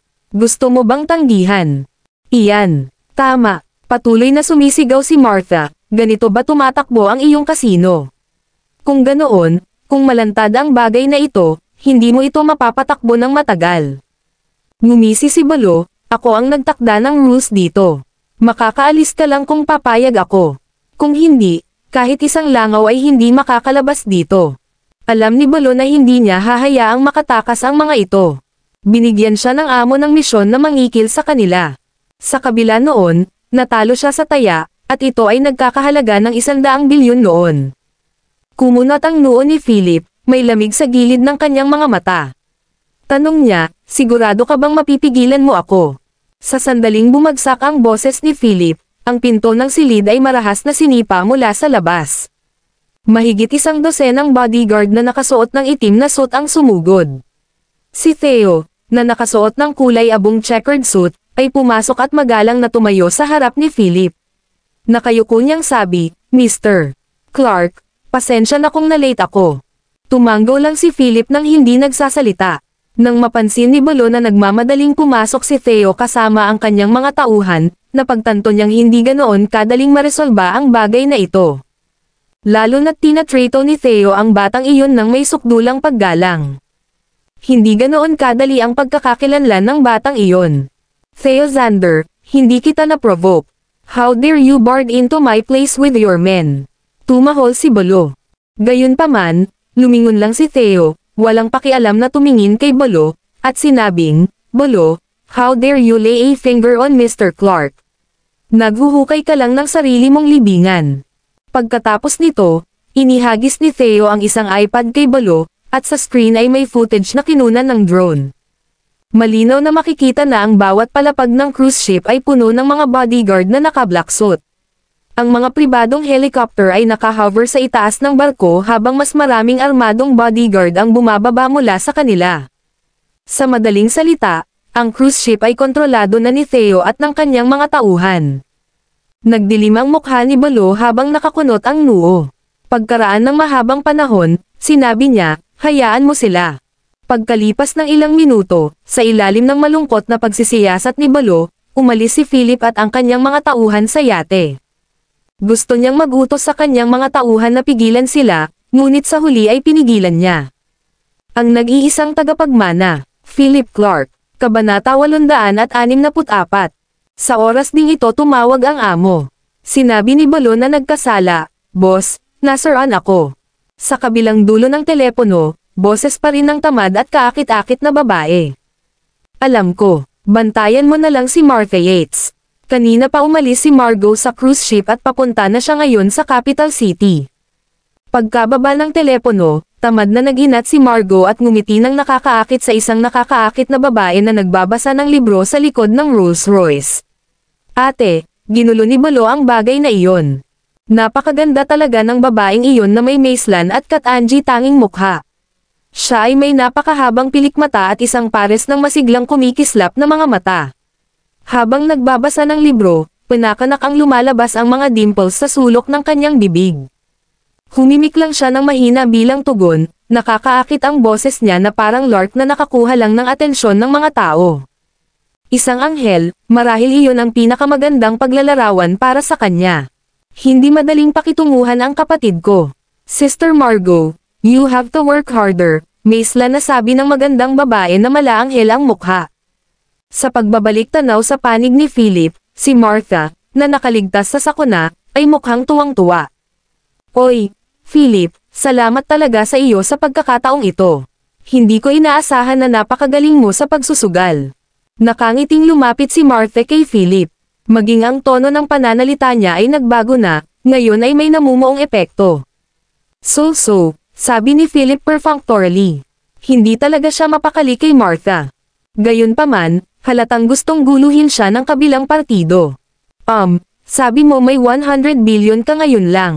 Nanlaki ang mga mata ni Martha habang nakatitig kay Philip ng malapitan na para bang nakatingin siya sa isang minahan ng ginto. Hindi, nagbigay lang ako ng numero, casual na sabi ni Philip, may kailangan pa akong harapin, kaya hindi na kita ibabalik. With that said, umalis na si Philip kasama si Theo. Si Martha at Amelia ay nakatayo sa lugar, nakatingin sa likuran ni Philip. Hindi nila nagawang pakalmayan ang kanilang sarili. Martha, sa tingin mo ba ay nagsasabi ng totoo si Philip?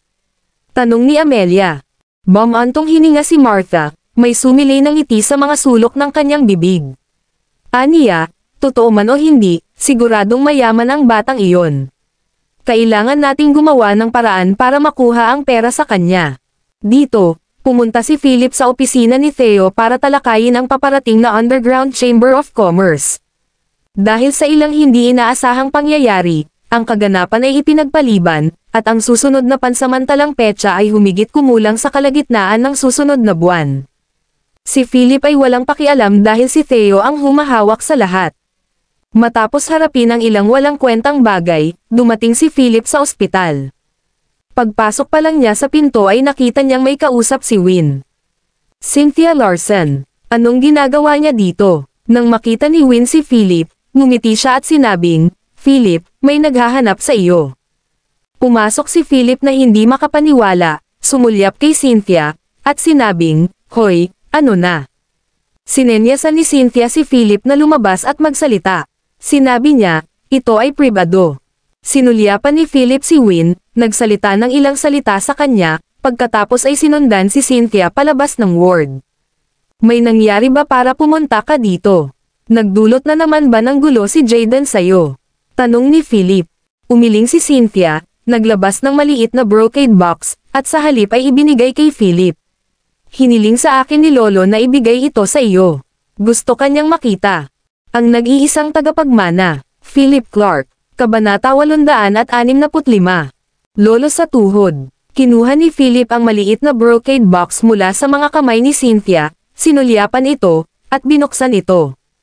Nagulat si Philip, ito na. Mabilis niyang isinara ang takip, natatarantang tumingin kay Cynthia, at nagtanong, kumusta si Lolo? Umiling si Cynthia na may masalimuot at walang magawang ekspresyon sa kanyang mga mata. Sabi niya, ang kalusugan ng lolo ay humihina kamakailan. Sinabi ng doktor na wala ng maraming oras. Gusto kanyang makita. Okay, hahanap ako ng ilang oras para pumunta sa Fernvale. Saglit na natahimik si Philip at tumango bilang tugon. Na-curious din siya na malaman ang tungkol sa aksidente ng kanyang ina. Baka may alam si Lolo. Nga pala, darating ngayong gabi ang pangatlong master ng pamilya Hane na si Klein Hane. Ayon sa mga mapagkakatiwalaang source, ang unang dahilan ng kanyang pagdating ay para sa kanyang dalawang pamangkin, at ang isa ay para sa Underground Chamber of Commerce. Dapat handa ka, paalala ni Cynthia sa kanya. Ang ikatlong master ng pamilya Hane, si Klein Hane. Umiling si Philip upang ipahiwatig na hindi niya narinig ang tungkol sa kanya noon. Napakamayabang ba ng lalaking ito? Tumango si Cynthia at sinabing, narinig ko na ang taong ito. Siya ay isang kakaiba. Wala siya sa kapangyarihan ngunit nalutas ang maraming problema para sa pamilya Hane. Masasabing siya ang utak ng pamilya Hane. Ang utak ng pamilya, ha? Interesting. Pagkatapos mag-chat ay umalis na si Cynthia. Sure enough, kinagabihan, may pumunta sa ospital para magpadala ng imbitasyon. Klein Hane ng pamilya Hane. Nang makita ni Win ang card, nagulat din siya at napabulalas ng labis. Philip, Klein Hane pala. Ano ang dapat kong gawin? Makapangyarihang karakter ang lalaking ito, kaya syempre narinig na niya ito noon pa. Isa siyang wizard sa larangan ng negosyo, nilagyan ng mga maalamat na kulay. Minsan, na may kapital na 10 milyon, nakipag-unahan siya sa isang kalaban na may mga ari-arian na nagkakahalaga ng 1 bilyon at ginawang bangkarote ang kabilang partido. Siya ay mabigat. Tiningnan ni Philip ang nasa sabik ngunit nagdududang ekspresyon ni Win at nagtanong, bakit? Kilala mo ba siya? Tumango si Win at nag-aalalang sinabi, Philip, sa tingin mo ba nandito siya dahil binugbog mo si Francis Hane dati? Wala kasi sa linya ang ginawa ng asawa niya. Makatwiran para sa pamilya Hane na ituloy ang bagay na ito. Huwag kang mag-alala, kakayanin ko. Napangiti si Philip. Umiling si Win at sinabing, hindi naman, kailangan kong dumalo ngayong gabi. Pagkatapos noon ay bumangon na siya para magpalit. Hindi siya makumbinsi ni Philip, kaya sumuko siya, ngunit paulit-ulit niyang pinaalalahanan siya na huwag magalit. Pumayag din si Win. Ang Moonlight Restaurant ay isang lumang pangalan sa Riverdale. Maaari itong ituring na isang siglong gulang na restaurant. Upang kumain dito, kailangan ng isa na maging miyembro at gumawa ng mga advanced na reservation. Naghanda na si Klein ng handaan dito at hinihintay ang pagdating ni Philip at Win. Alam niyang tiyak na dadating ang lalaki. Pagkatapos ng pagpaplano ng napakaraming araw, ang lahat ay magiging hanggang ngayong gabi. Huminto ang sasakyan ni Win sa entrance ng Moonlight Restaurant at bumaba si Philip sa sasakyan kasama niya. Sa oras na ito, nakatayo na sa harapan nila ang sekretarya ni Klein. Madam Johnston, Mr. Clark, pakisuyong sumunod sa akin. Hinihintay ka na ng aming chairman sa itaas. May ngiti sa labi, bahagyang sinulyapan ng sekretarya si Win bago bumagsak ang tingin nito kay Philip na may masalimuot na tingin sa mga mata. Ang malaking bilog na mesa sa pribadong silid ay napuno ng lahat ng uri ng pagkain. Nakasuot ng suit si Klein. Siya ay may tuwid na kilay at isang parisukat na panga, na nagpapakita ng isang hangin ng tagumpay. Nakaupo siya sa pangunahing upuan ng mesa, hindi maarak ang kanyang mga iniisip. Nang pumasok sina Philip at Win sa private room, inangat ni Klein ang ulo at sinulyapan si Win bago damapo ang tingin nito kay Philip. Nagtaas din ng mata si Philip at sabay tingin sa kanya na may bakas ng panlalamig sa mga mata. Nagtama ang dalawang titig sa hangin habang pumutok ang mga spark. Tila naiinip na ang matandang Zorro. Nakaramdam din si Win ng kakaiba sa kapaligiran.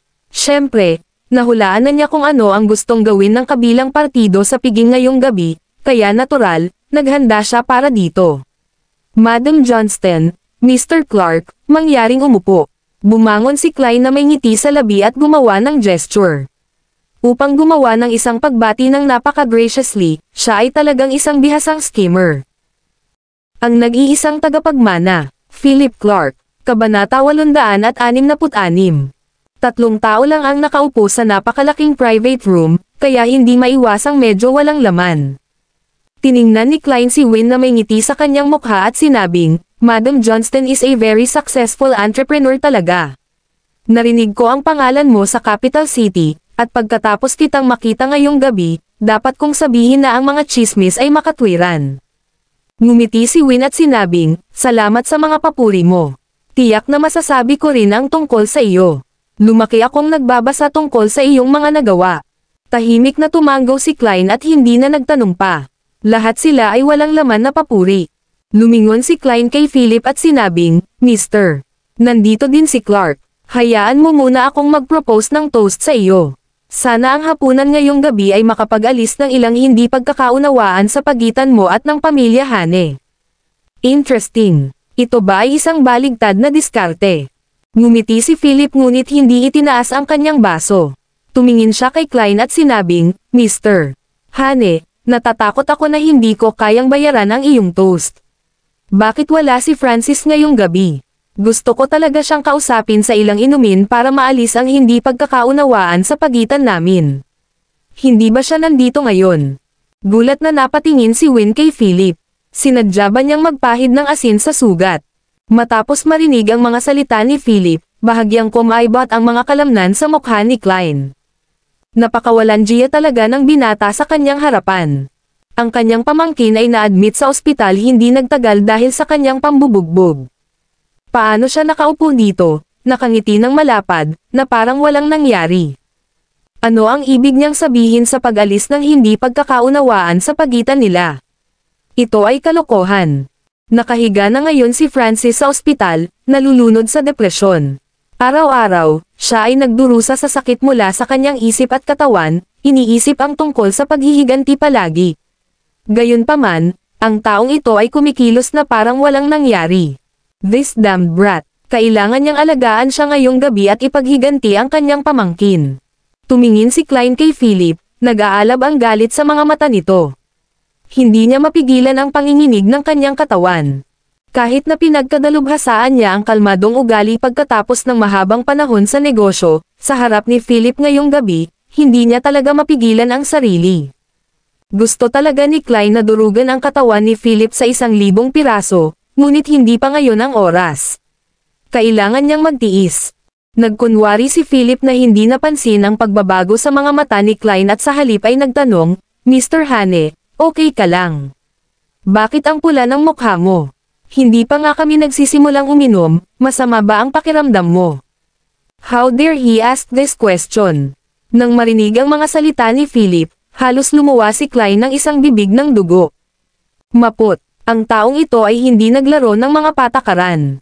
Kahit na ang isang karakter na tulad ni Klein ay halos hindi na makatagal pa. Narinig ni Win ang mga salita ni Philip at hindi napigilan ang kanyang bibig sa pagkibot. Matapos magtagal ang kanyang mga mata sa tusong mukha ni Philip ng ilang segundo, biglang tumawa si Klein. Ang matandang fox na ito ay may madilim na ekspresyon ngayon, ngunit bigla itong nagningning sa isang iglap. Hindi naiwasang madama ng isa na hindi ito maintindihan. Nadala na ba si Klein sa kabaliwan ni Philip? Tawa rin ng tawa si Philip. Napuno ang buong private room ng tawanan nilang dalawa. Iisipin ng mga hindi nakakaalam ng sitwasyon na sila ang matalik na kaibigan. Kamangha-manghang. Napakasarap talagang maging bata. Ang mga kabataan ay tiyak na nahihigitan ang matanda. Ang sulok ng mga mata ni Klein ay kulubot sa isang ngiti. Pumalakpak siya at sinabing, ito ang panahon ng mga kabataan. Mukhang magre-retiro na ang matatandang tulad natin. Ngumiti si Philip at sinabing, hindi naman, nagbibiro ka siguro. Hindi ka matanda, napakabata mo pa. Tingnan mo na lang ang maningning mong kutis. Hindi ka mukhang isang lalaki sa kanyang 50s o 60s, sa halip ay parang isang batang dumaraan pa sa pagdadalaga. Smack! Biglang hinampos ni Klein ang mesa at sumigaw, Philip Clark, anong ibig mong sabihin? Ang nag-iisang tagapagmana, Philip Clark, Kabanata 867. Sa sandaling ito, talagang hindi na napigilan ni Klein ang kanyang sarili, at ang kanyang tono ay naging mas malamig. Paulit-ulit na siyang pinahiya ng kabilang partido. Ito ay ganap na kasuklam-suklam. Tahimik lang na nakaupo si Win at walang balak manghimasok. Mukhang naintindihan na niya ang gagawin ni Philip. Noong una silang pumasok, ang buong private room ay pinangungunahan ni Klein Hane. Ngayon, ang sitwasyon ay ganap na nabaligtad na si Philip ang may kontrol ngayon. Haha, Mr. Hane, huwag kang magalit. Isa lang akong uncultured na tao. Itigil na natin ang pambubugbog at direktang magsalita. Sinulyapan ni Philip ang masungit na mukha ni Klein at sinabing, Mr. Hane, I don't think we need to state the true purpose for the dinner invitation tonight. Dapat alam ng lahat iyon. Dahil lahat tayo ay nakasync, bakit patuloy na mag-aaksaya ng oras dito? Hindi ba mas mabuting dumiretso na tayo sa pangunahing paksa? Napatingin si Klein kay Philip at biglang nakaramdam ng lamig sa hangin. Kasabay nito, ikinalungkot din niya ang katotohanang matagal na siyang nasa negosyo. Sa negotiation table, siya ang laging nangunguna. Ngayon, gayunpaman, ang sitwasyon ay ganap na nabaligtad. Simula nang pumasok siya sa pinto, kanina pa siya inaakay ni Philip sa ilong. Mga ad ng pub future. Ang batang ito ay hindi kasing simple ng sinabi ng mga resulta ng kanyang mga pagsisiyasat. Para siyang anak ng isang mayamang pamilya na may mga pandaraya. Hindi kaya siya ang mali sa lahat ng nakaraan.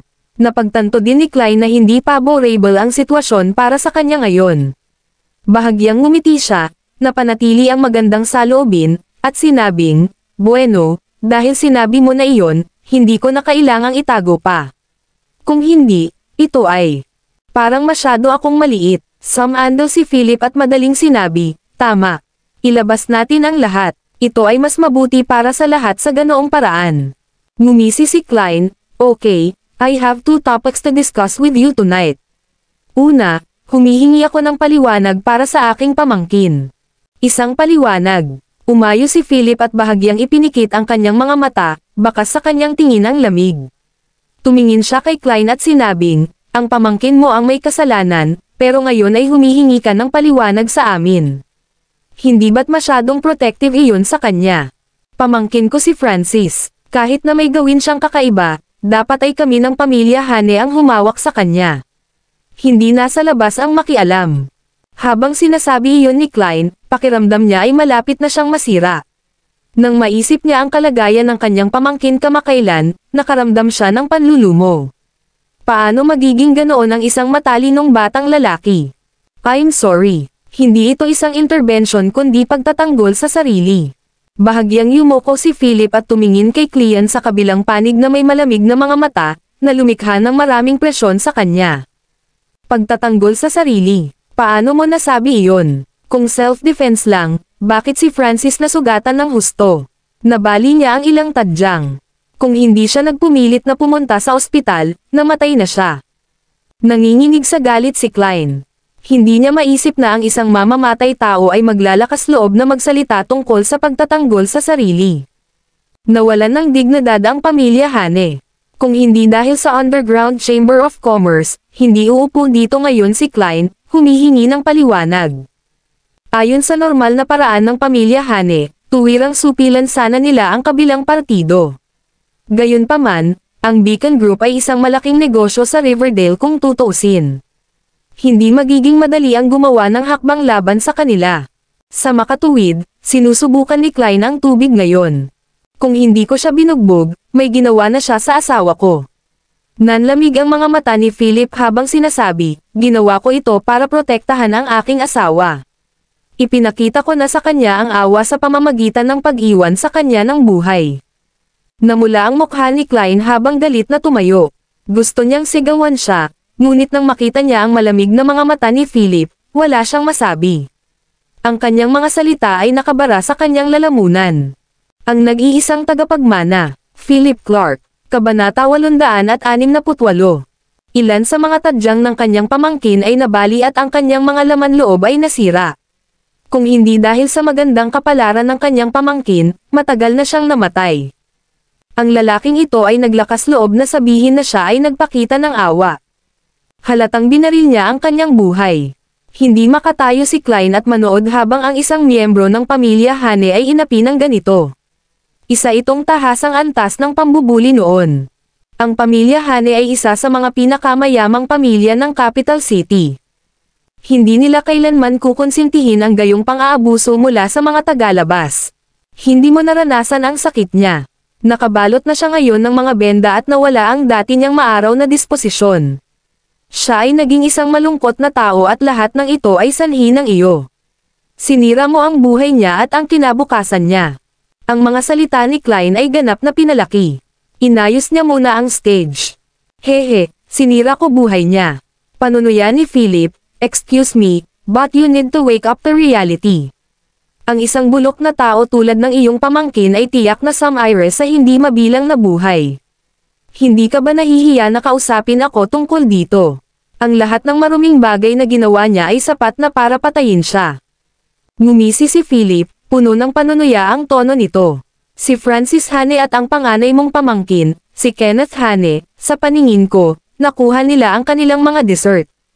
Sa pananaw ni Philip, binali lang ni Francis ang ilang tadyang.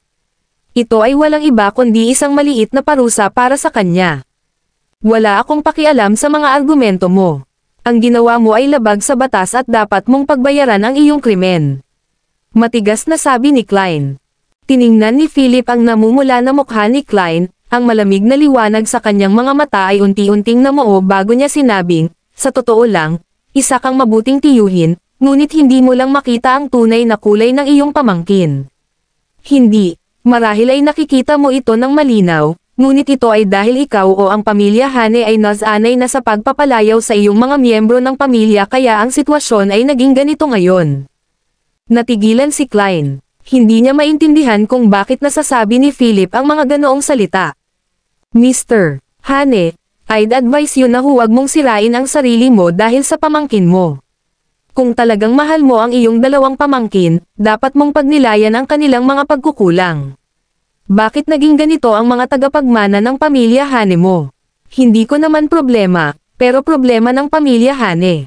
Pagkatapos magsalita, sinulyapan ni Philip ang masasarap na pagkain sa mesa at walang magawa. Winnie, I don't think Mr. Klein here is in the mood to continue hosting dinner tonight. Bakit hindi na lang kita dalhin sa ibang lugar para kumain? Okay, tumanggo si Win at desididong tumayo. Ang hapunan na ito ay ganap na pinangungunahan ni Philip. Hindi na niya kailangan pang magsalita. Kung hindi, maaabala nito ang ritmo ni Philip. Gayunpaman, nang magkatabi sina Philip at Win na lumabas sa pribadong silid, umupo si Klein na may malungkot na mukha. Humigop siya ng red wine at sinabi ko bang pwede ka nang umalis? Kailangan ba namin humingi ng pahintulot mo? Umiling si Philip at pinandilatan si Klein. Hindi niya binigyan ng pagkakataon ang matandang Sorrow, ngunit dahil hindi niya ito pinahalagahan, kung gayon hindi siya masisisi sa pagiging walang awa. Hindi ka makakaalis kung hindi kita papayagan. Iniwan ni Klein ang lahat ng pagkukunwari at malungkot na sinabi, nandito ako para humingi ng paliwanag ngayon. Ang pamilya Hane ay hindi kailanman nakaranas ng gayong kahihiyan noon pa man. Ang nag-iisang tagapagmana, Philip Clark, Kabanata 869. Matapos marinig ito, nagpa siya si Philip na huwag umalis. Hinailan niya ang isang upuan, naupo, at sinabing, mukhang may mga hinaing ka. Sabihin ang iyong piraso, lahat ako ay tainga. Seryosong sinabi ni Klein, simple lang. Dapat mong tanggapin ang parusa. Tama ba ang narinig ko? Natigilan si Philip ng ilang segundo nang marinig ang mga salita. Pagkatapos, mapanuksong sinabi niya, pinag-uusapan mo ba ako tungkol sa parusa? Kung ganoon, naniniwala ako na ang pamangkin mong walang kabuluhan ay dapat na matagal nang naaresto. Kumunat ang noo ni Klein at sumagot, hindi mo kailangang mag-alala tungkol dyan.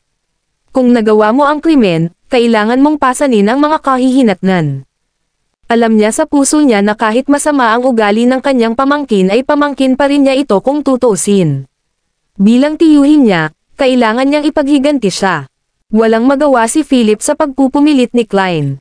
Kasalanan ko man ang bagay na ito o kasalanan ng pamangkin mo, dapat mas alam mo kaysa sa iba.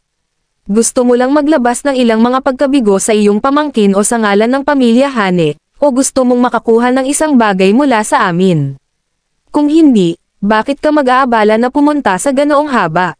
Sabi ni Philip. Isang lamig ang lumitaw sa mga mata ni Klein nang sabihin niya sa malalim na boses, hindi mo kailangang mag-alala kung anong uri ng tao si Francis. Kailangan mo lang tanggapin ang aming mga parusa ng masunurin. Mga ad ng Pub Future. Nagkibit balikat si Philip at sinabing, mukhang hindi ka pa rin nagsisisi. Si Win ay nanonood sa gilid simula pa lang.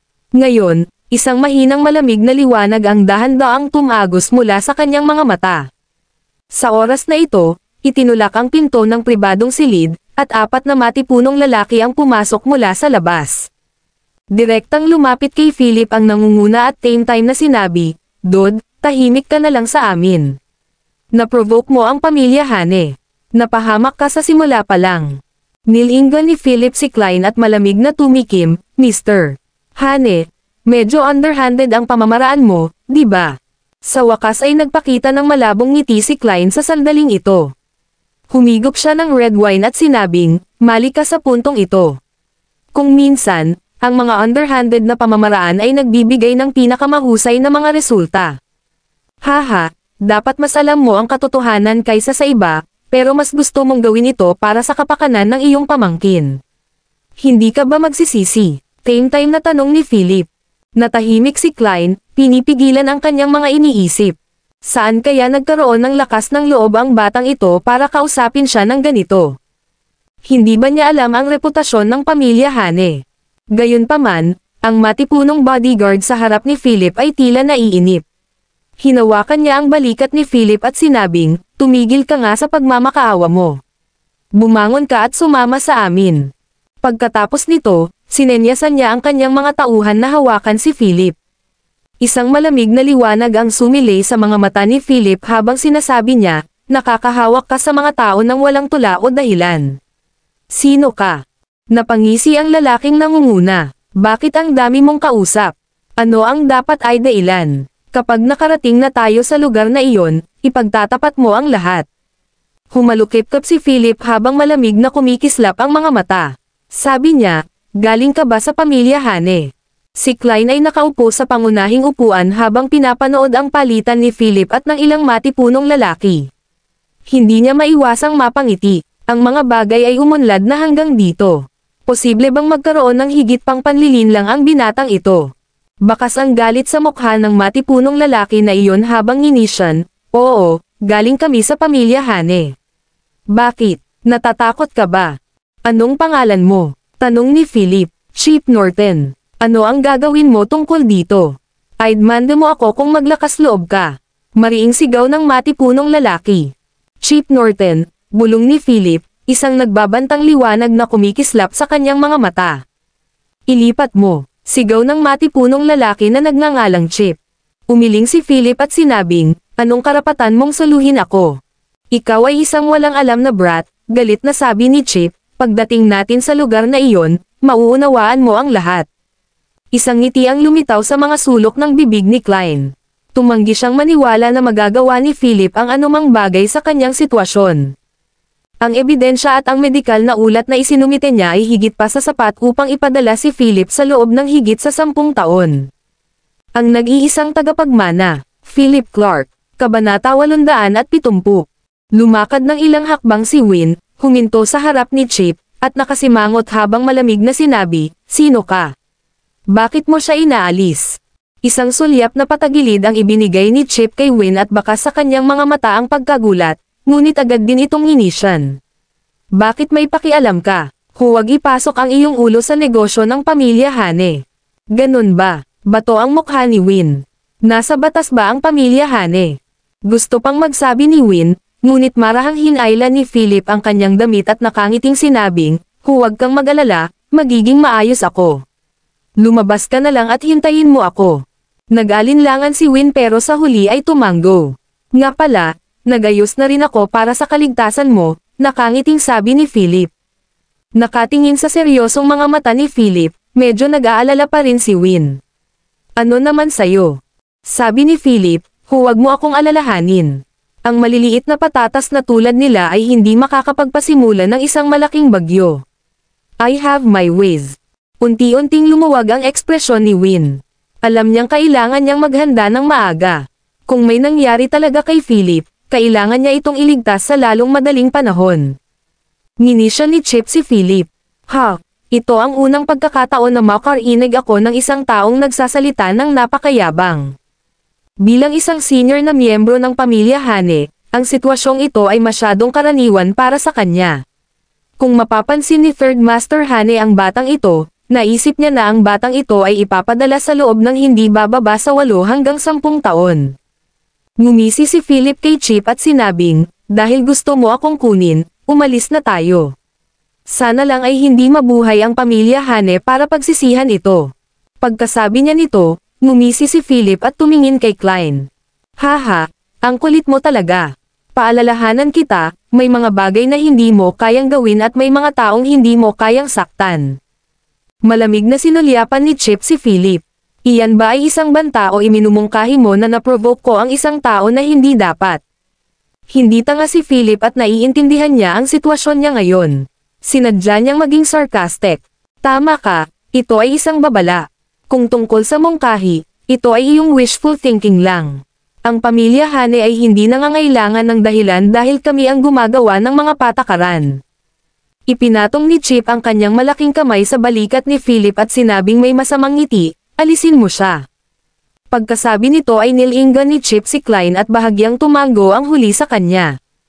Hindi ako makapaniwala na naging ganito ang pamilya Hane. Ito ay walang iba kundi isang pugad ng mga ulupong ngayon. Sinulyapan ni Philip ang tahimik na palitan ng dalawa, tumawa, at tumayo bago lumakad palayo. Gayunpaman, bago umalis, seryosong tumingin si Philip kay Klein at sinabing, Mr. Hane, hindi ako sigurado kung dapat kong sabihin ito sa iyo. Maganda ang mood ngayon ni Klein, kaya sinabi niya, sige. Ang pamilya Hane ay hindi malayo sa kabuuang pagkawasak, sabi ni Philip. Umiling si Klein at sinabing, hindi ko alam kung ano ang puntong sinusubukan mong gawin. Hehe, malalaman mo din agad, malalim na sabi ni Philip. Ang nag-iisang tagapagmana, Philip Clark, Kabanata 871. Ano pang hinihintay mo? Alisin mo siya ngayon, sigaw ni Chip sa mga tauhan niya. Napansin ng mga lalaki na galit ang kanilang pinuno at mabilis na sinubukang hawakan si Philip. Gayunpaman, biglang tumalikod ang huli. Isang pares ng madilim na mga mata ang bumungad sa malamig na liwanag, na nakatitig kay Chip. Sumimangot si Chip, hindi pa siya nakakita ng ganoong kabanggas na titig. Bumilis ang tibok ng puso niya habang sumisigaw, bakit tulala ka pa rin? Alisin mo siya. Sa pagkakataong ito, hindi na tumanggi si Philip bagkus ay pinayagan silang ilabas siya ng pribadong silid. Pinaikit ni Philip ang mga mata at tinitigan si Chip. Kilala mo ba si Chuck Norton? Biglang tanong ni Philip. Anong ibig mong sabihin? Hindi maintindihan ni Chip kung bakit biglang naitanong ito ni Philip. Gayunpaman, kilala niya si Chuck Norton dahil kapatid niya si Chuck. Ang kanyang kapatid na lalaki ang namamahala sa mga panlabas na gawain noon, at siya ang may pananagutan sa mga bagay na hindi karaniwan. Bukod dito, si Chuck ang pinakanamumukod-tanging talento sa kanyang henerasyon. Ang galing niya sa martial arts. Gayunpaman, 8 taon na rin ang nakalipas nang humarap ang pamilya Hane sa isang malaking krisis. Hindi lang ang Martial Arts Academy na kabilang sa pamilya Hane ang napuksa ng kalaban, ngunit si Chuck ay nasugatan din ng husto. Napilayan pa siya ngayon. Bawal ang insidenteng iyon para sa buong pamilya Hane. Nagpalitan ng tingin si Chip kay Klein, pareho silang naguguluhan. Paano nakilala ng batang ito si Chuck? Lumapit si Philip kay Chip, tinitigan siya ng singkit na mga mata, at sinabing, napakasimple lang ng gusto kong sabihin sa iyo. Ang mundo ay patas, hindi sa hindi ka makakatanggap ng kabayaran, ngunit ang oras ay hindi pa hinog. Ang kalalabasan ni Chuck ay magiging katulad ng sa iyo. Matapos marinig ang mga salita ni Philip, nanginginig si Chip sa hindi malamang dahilan. Isang pahiwatig din ng lamig ang bumalot sa kanyang puso. How dare you threaten me? Umungol si Chip. Nang makita siya, napangisi si Philip at lumabas ng pribadong silid. Napatingin si Win sa likod ni Philip at sinulyapan si Klein, nanlamig agad ang mukha nito. Napatingin siya kay Klein na nag-iisang humihigop ng red wine sa pangunahing upuan at seryosong sinabi, gagawin ko ang lahat para harapin ang pamilya Hane ng Capital City. Nasa iyo ang aking salita. Kahit nasa kapinsalaan ng Beacon Group, kailangan ni Win na harapin ang pamilya Hane. Sila ang gumawa ng unang hakbang laban kay Philip. Ano ang mahalaga kung ang pamilya Hane ay mayaman at makapangyarihan? Hindi duwag si Win. Walang emosyon ang mukha ni Win. Nakapili na siya. Gagawin niya ang lahat ng paraan para harapin ang pamilya Hane, iyon ang pinili niya. Kahit na ang lahat ay nakataya, hindi siya magdadalawang isip. Bagaman siya ay isang babae, ang kanyang mga salita ay umalangaw-ngaw sa sandaling ito. Madam Johnston, bakit mo ginagawa ito? Gumawa ako ng mga pagsisiyasat tungkol sa Beacon. Mukhang napaka-promising. Bakit hindi ka makipagtulungan sa pamilya Hane sa halip? Puno ng malisyosong pakana si Klein. Ang kanyang layunin sa Riverdale ay napakasimple. Ang una ay upang mabawi ang ilang dignidad para sa pamilya Hane, ang pangalawa ay ang pagtanggal ng Beacon, at ang pangatlo ay ang paghahanda para sa Underground Chamber of Commerce sa susunod na buwan. Pagkatapos ng lahat, ang pamilya Hane ay isa rin sa mga pangunahing kalahok sa malaking kaganapang ito. Nagkaroon sila ng sariling mga papat. Hindi na iyon kakailanganin. Tumingin si Win kay Klein at same time na sinabi, Mr. Hane, dahil matanda ka, may mga bagay na hindi ko masabi ng diretso. Gayunpaman, huwag gawin ang krimen kung hindi mo magagawa ang oras. Kung gumawa ka ng anumang bagay na wala sa linya sa aking asawa, naniniwala akong mabubuhay ka upang pagsisihan ito. Pagkatapos magsalita ni Win, diretso siyang lumabas ng private room. Napagpasyahan na niya na gugulin niya ang natitirang bahagi ng kanyang buhay laban sa pamilya Hane. Sa private room, umupo si Klein sa main seat, nakatingin sa night view sa labas ng bintana. Medyo nakaramdam siya ng pag-aalala. Sa hindi maipaliwanag na dahilan, pakiramdam niya ay masyadong nagmamadali ang desisyon niya ngayong gabi. Gayunpaman, siya ay nauubusan ng oras. Ang nag-iisang tagapagmana, Philip Clark, Kabanata 872. Nakahinga ng maluwag si Klein nang makaalis na ang lahat sa private room. Napaka-intense ni Win. Gayunpaman, hindi matatakot ni Klein Hane ang sinuman. Kung tutusin, miyembro siya ng pamilya Hane ng Capital City. Umiling-iling at ngumiti ng mapait, humigop ng red wine si Klein. Sa sandaling ito, itinulak din ang pinto ng silid mula sa labas. Pumasok ang isang lalaking may masungit na mukha. Nakasuot ng itim na leather jacket, napakalamig ng aura na ipinalabas niya. Pagkapasok niya sa pinto ay umupo na siya at sinimulang kainin ang pagkain sa mesa. Nakangiting tumingin si Klein sa lalaki at sinabing, bakit? Tapos ka na ba? Uminom ng ilang subo ang lalaki, tumango, at sinabing, paano ito? Umupo si Klein, binuhusan siya ng isang baso ng red wine, at sinabing, nakuha na siya. Sana maalagan mo ang iba pa. Ang bagong dating ay walang iba kundi si Bolo. Tahimik niyang pinunasan ang kanyang bibig, humigop ng red wine, at bumangon bago sinabing, alis na ako. Sandali lang. Tinawag ni Klein si Bolo, kumuha ng bank card, at inilagay sa mesa. Sabi niya, 10 million. Sana tanggapin mo. Sinulyapan ni Bolo ang card, pagkatapos ay sa nakangiting mukha ni Klein. Ngumisi siya, kinuha ang card, at inilagay sa kanyang bulsa. Pagkatapos, ikanaway niya ang kanyang kamay at sinabing, alis na ako. Pagkaalis ni Bolo, nag-iisang tumayo si Klein sa harap ng malaking French window, pinapanood ang gabi sa labas. Iniisip niya ang mga salita ni Philip sa kanyang isip. Ang pamilya Hane ay hindi malayo sa ganap na pagkawasak. Si Klein ay labis na nabalisa, ngunit unti-unti siyang nagdesisyon. Ang insidente sa pagkakataong ito ay hindi lamang pinamunuan ni Klein, ngunit may isa pang tao sa likod niya. Ito ay mutual cooperation. Sino sa lupa si Philip Clark para maakit ang kanilang atensyon. Sa pamamagitan ng pagtanggal kay Philip sa tulong ng pamilya Hane, makukuha nila ang kalahati ng mga mapagkukunan ng Underground Chamber of Commerce sa pagkakataong ito. Matagal na nag-isip si Klein bago siya tuluyang pumayag. Isa itong pagkakataon para sa pamilya Hane. Kasabay nito, si Philip ay dinala sa isang malayong lugar ni Chip. Malamig ang loob ng kwarto na may puting dingding at may malaking screen na gawa sa itim na salamin. Alam ni Philip na kailangang may mga taong nakatayo sa likod ng salamin na ito. Nakikita nila siya ngunit hindi niya sila nakikita. Nakaupo si Philip sa likod ng mahabang mesa habang nakakaf ang mga kamay. Parang hindi naman siya kinakabahan. Tumingin siya sa bagong kapaligiran, paminsan-minsan ay nagpapakita ng mahinang ngiti. Itinulak ang pinto at pumasok si Chip kasama ang dalawa pang lalaki. Pagkapasok nila, hinampos ni Chip ang mesa at galit na sinabi, naglakas loob ka pa ring ngumiti. Hindi ko talaga alam kung saan mo nakuha ang lakas ng loob para gawin iyon. Kapag may pumasok sa silid na ito, 9 sa bawat 10 tao ay dadalhin sa isang body bag. Si Chip ay isang senior member ng Hane family. Pagkatapos ng 7 o 8 taon ng paggawa ng ganitong uri ng bagay, nagkaroon siya ng higit sa sapat na mga paraan upang humingi ng awa si Philip. Ngumiti si Philip na may bahid ng pang-aalipusta at sinabing, gawin mo lang ang kailangan mo. Kayo ang nagdala sa akin dito. Masasabi mo kung ano ang gusto mo.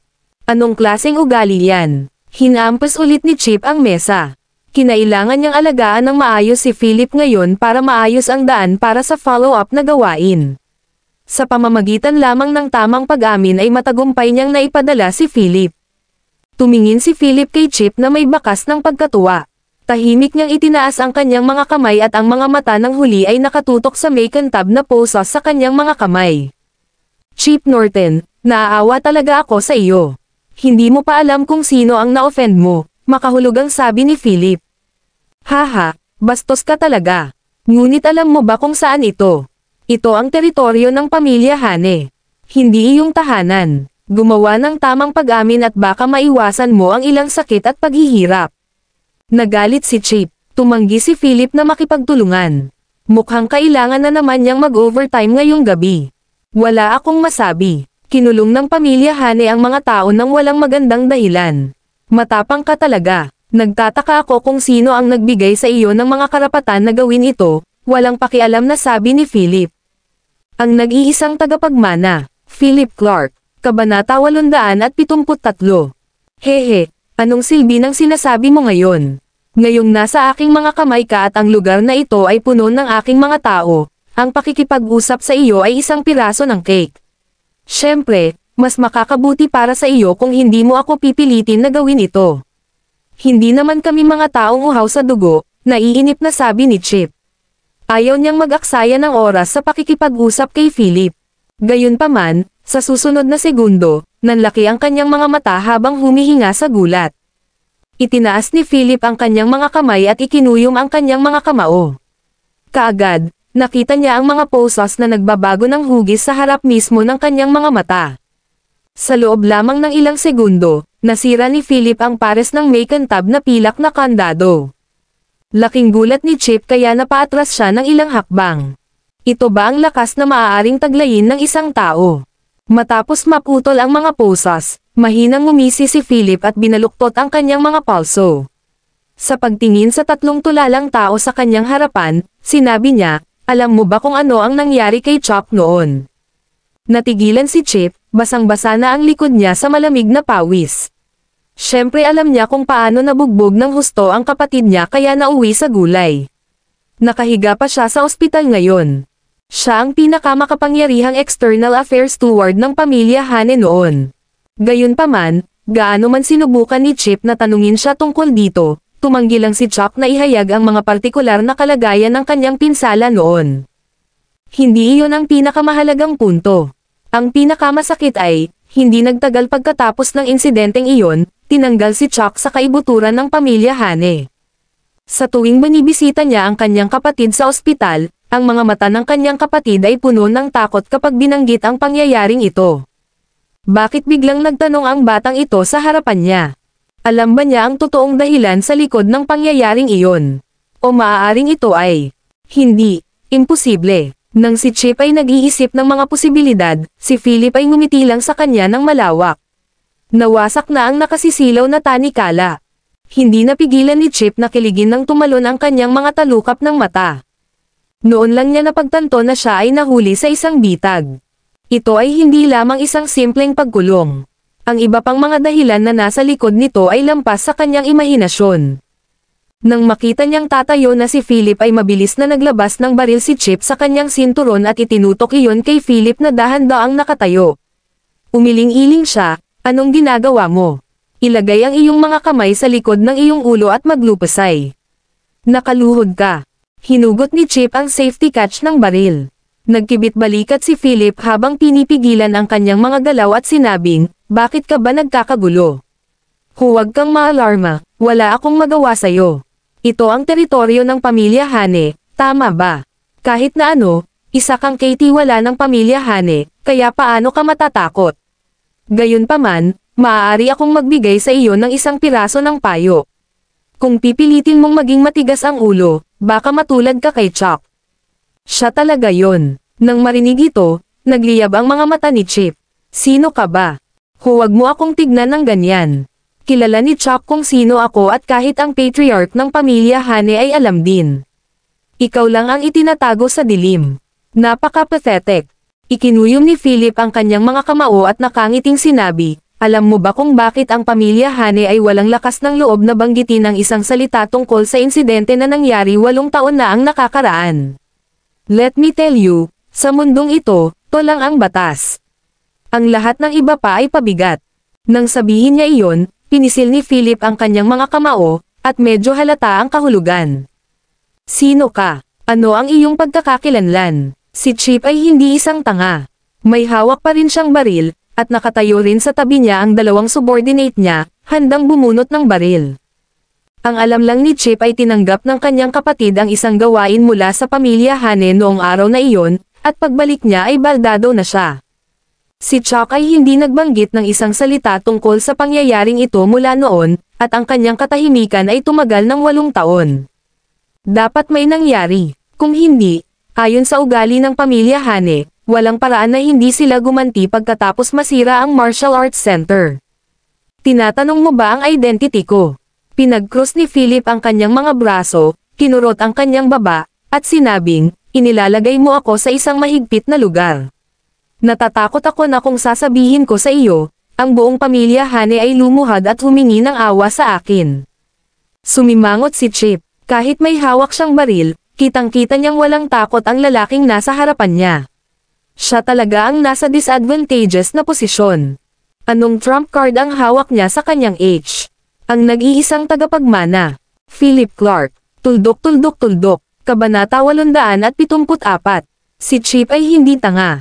Ang walang pakialam na saloobin ni Philip ay sapat na upang ipahiwatig ang ilang mga problema. Hindi ma-provoke ang lalaking ito.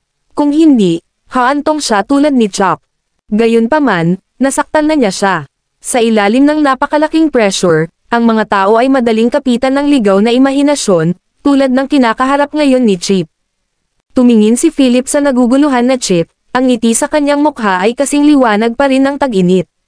Gayunpaman, sa mga mata ni Chip, ang ngiting iyon ay nakakatakot. Ipapayo ko sa iyo na huwag gumawa ng anumang mga paghuhusga bago tiyakin ang sitwasyon, o ikaw ay malalagay sa problema. Tulad ng pamilya Hane, kumikilos ng mataas at makapangyarihan tulad nito. They're really not afraid of death, walang pakialam na sabi ni Philip. Anak, huwag mo akong takutin. Ang pamilya Hane ay hindi kasing abag gaya ng sinasabi mo. Napamura si Chip. Marahil sa iyong mga mata, ang pamilya Hane ay talagang kahanga-hanga at hindi maabot. Kalmadong nagpatuloy si Philip, ngunit sa aking paningin, sila ay walang iba kundi mga insekto. Si Chip ay ganap na nabigla sa tindi ni Philip ngayon. Siya ay pinangunahan ni Philip ng hindi nalalaman. Gayunpaman, si Philip ay malinaw na nasa kanyang teritoryo ngayon, at ang kabilang partido ay napapaligiran din ng napakaraming tao, kaya bakit sa halip ay nakaramdam siya ng matinding panggigipit mula sa kanya. Hindi nagtagal, buo pa rin ang kumpiyansa ni Chip dahil sanay na siyang gawin ang mga ganoong bagay. Gayunpaman, nang malaman niyang ang lalaking nasa harap niya ay ang lalaking nakasugat ng matinding sugat sa kanyang kapatid, naramdaman niyang hindi ito maisip.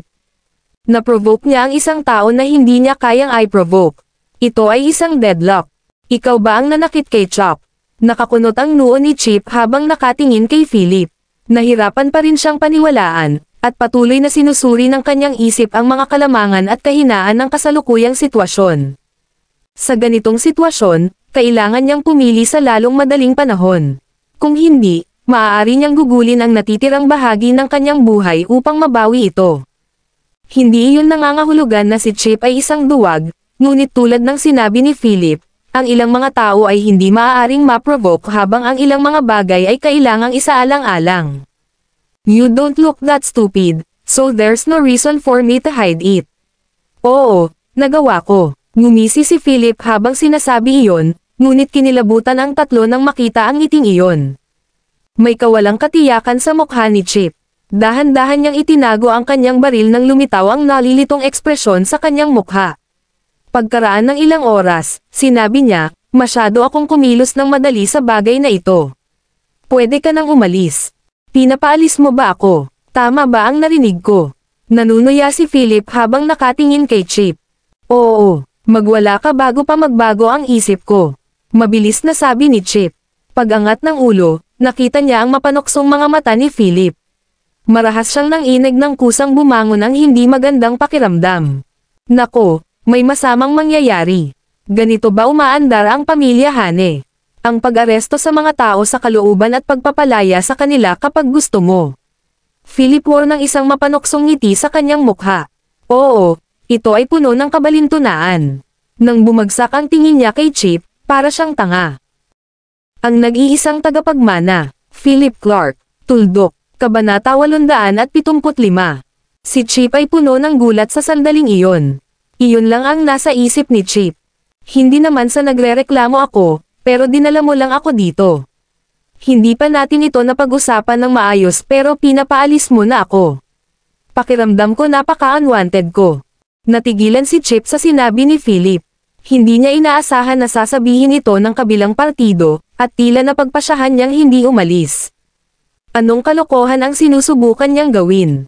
Sa private room ng Moonlight Restaurant kanina, ang lalaking ito ay ayaw na sumama sa kanila. Ngayong nakalaya na siya, nag-atubili siyang umalis. Mayroon ba siyang maluwag na tornilyo sa kanyang ulo? Sa pag-aakalang espesyal ang pagkakakilanlan ni Philip, hindi nang ahas si Chip na makipag-usap sa kanya ng direkta. Bakit hindi ka umaalis? Gusto mo bang manatili dito? Isang pagkakataon lang ang makukuha mo. Kapag nagbago ang isip ko, hindi ka na makakaalis kahit gusto mo. Ang pamilya Hane ay hindi kasing simple ng iniisip mo. Mga ad ng pub future. Ang pamilya Hane. Philip scoffed disdainfully. Sa tingin mo ba nag-aalala ako sa pamilya Hane? Nang sirain ko ang martial arts hall noon, walang sino man sa pamilya Hane ang nang-ahas na gumawa ng kahit ano sa akin. Sa tingin mo, may magagawa ka ba o si Klein sa akin ngayon? Itinaas ni Philip ang kanyang mga kamay, ang mga putol na tanikala ay sumisigaw ng panunuya sa kanilang mga mukha. Nang makita ni Chip ang makintab na poses sa sandaling ito, naramdaman na lang niyang may namumulaklak sa kanyang mga mata. Nasabi ko na dati, sana hindi mo ito pagsisihan. Ngayong gusto mo na akong palayain, huli na ang lahat. Tumalikod si Philip, humalukip-kap, at tumingin kay Chip habang walang pakialam na sinasabi, ginagawa ko ito para lang sabihin sa iyo na wala kang iba kundi langgam sa aking paningin. Wala kang dapat katakutan. Isa lang ang gusto kong malaman. Sino ang utak sa likod ng lahat ng ito? Huwag kang kabahan. Alam kong hindi nagtatrabaho mag-isa si Klein. Dapat may iba na. Tumingin si Philip sa nagpapanik na si Chip at nagtanong, sabihin mo sa akin kung sino ang nasa likod nito. Sabihin mo sa akin at iisipin kung palayain ka. Ikaw, anong ibig mong sabihin dyan? Biglang napagtanto ni Chip na siya ay lubos na dahado. Ang kasalukuyang sitwasyon ay napaka-unfavorable para sa kanya. Kahit nasa sariling teritoryo siya ngayon at may hawak na baril, walang takot ang lalaking nasa harapan niya. Sa halip, si Chip ang naguguluhan. Sa palagay ko dapat mong malinaw na malinaw ang ibig kong sabihin. Dahil ginagawa mo ito, dapat mong malaman ang mga kahihinatnan. Walang dapat ipagtaka. Tinitigan ni Philip si Chip at sinabing, natatakot lang ako na sundan mo ang mga yapot ng iyong kapatid. Sa sobrang takot ni Chip ay bumagsak siya sa upuan. Gusto na niyang tumakbo palabas, pero nanginginig ang mga tuhod niya kaya hindi na siya makatayo. Gayunpaman, sa sorpresa ni Chip, si Philip ay hindi nagpatuloy sa pagbibigay ng presyon. Sa halip, umupo siya doon at nginisyan, kung tumanggi kang magsabi ng anuman, dito na lang tayo maupo. Nag-aalangan na tanong ni Chip, ikaw, ano ba talaga ang gusto mo? Hindi pa ba sapat na palayain ka? Ngumiti si Philip at sinabing, simple. Gusto kong akitin ang taong nasa likod mo. To tell you the truth, may hinihintay ako ngayon. May hinihintay. Chip paulit-ulit subconsciously. Hindi sinagot ni Philip ang tanong niya bagkus ay nakataas ang kilay na nakatingin sa malaking itim na salamin. Alam niyang maaaring nakatayo sa likod ng salamin ang utak. Gusto niyang bigyan ng babala ang kausap. Kung ang ibang tao ay hindi pa rin nagsisisi, hindi niya iisipin na baligtarin ang lugar na ito. Si Juan ay nakaupo sa kanyang opisina at umiinom ng tsaa sa sandaling iyon. Gabi na pero hindi pa siya umaalis sa opisina niya. Sa pagtingin sa relo sa kanyang palso, tansya niya na halos tapos na ang mga bagay-bagay. Kinuha niya ang cellphone niya at nag-dial ng number. Hello, Mr. Hane, ito si Juan Parker. Pagkatapos magpakilala, ngumiti si Juan at humigop ng tsaa. Mr. Parker, talagang pinahahalagahan ko ang iyong tulong ngayon. Abangan ang mga susunod pang mga kabanata. Please comment, like, and share, mga kamaster, para updated ka sa aking mga susunod pang mga videos.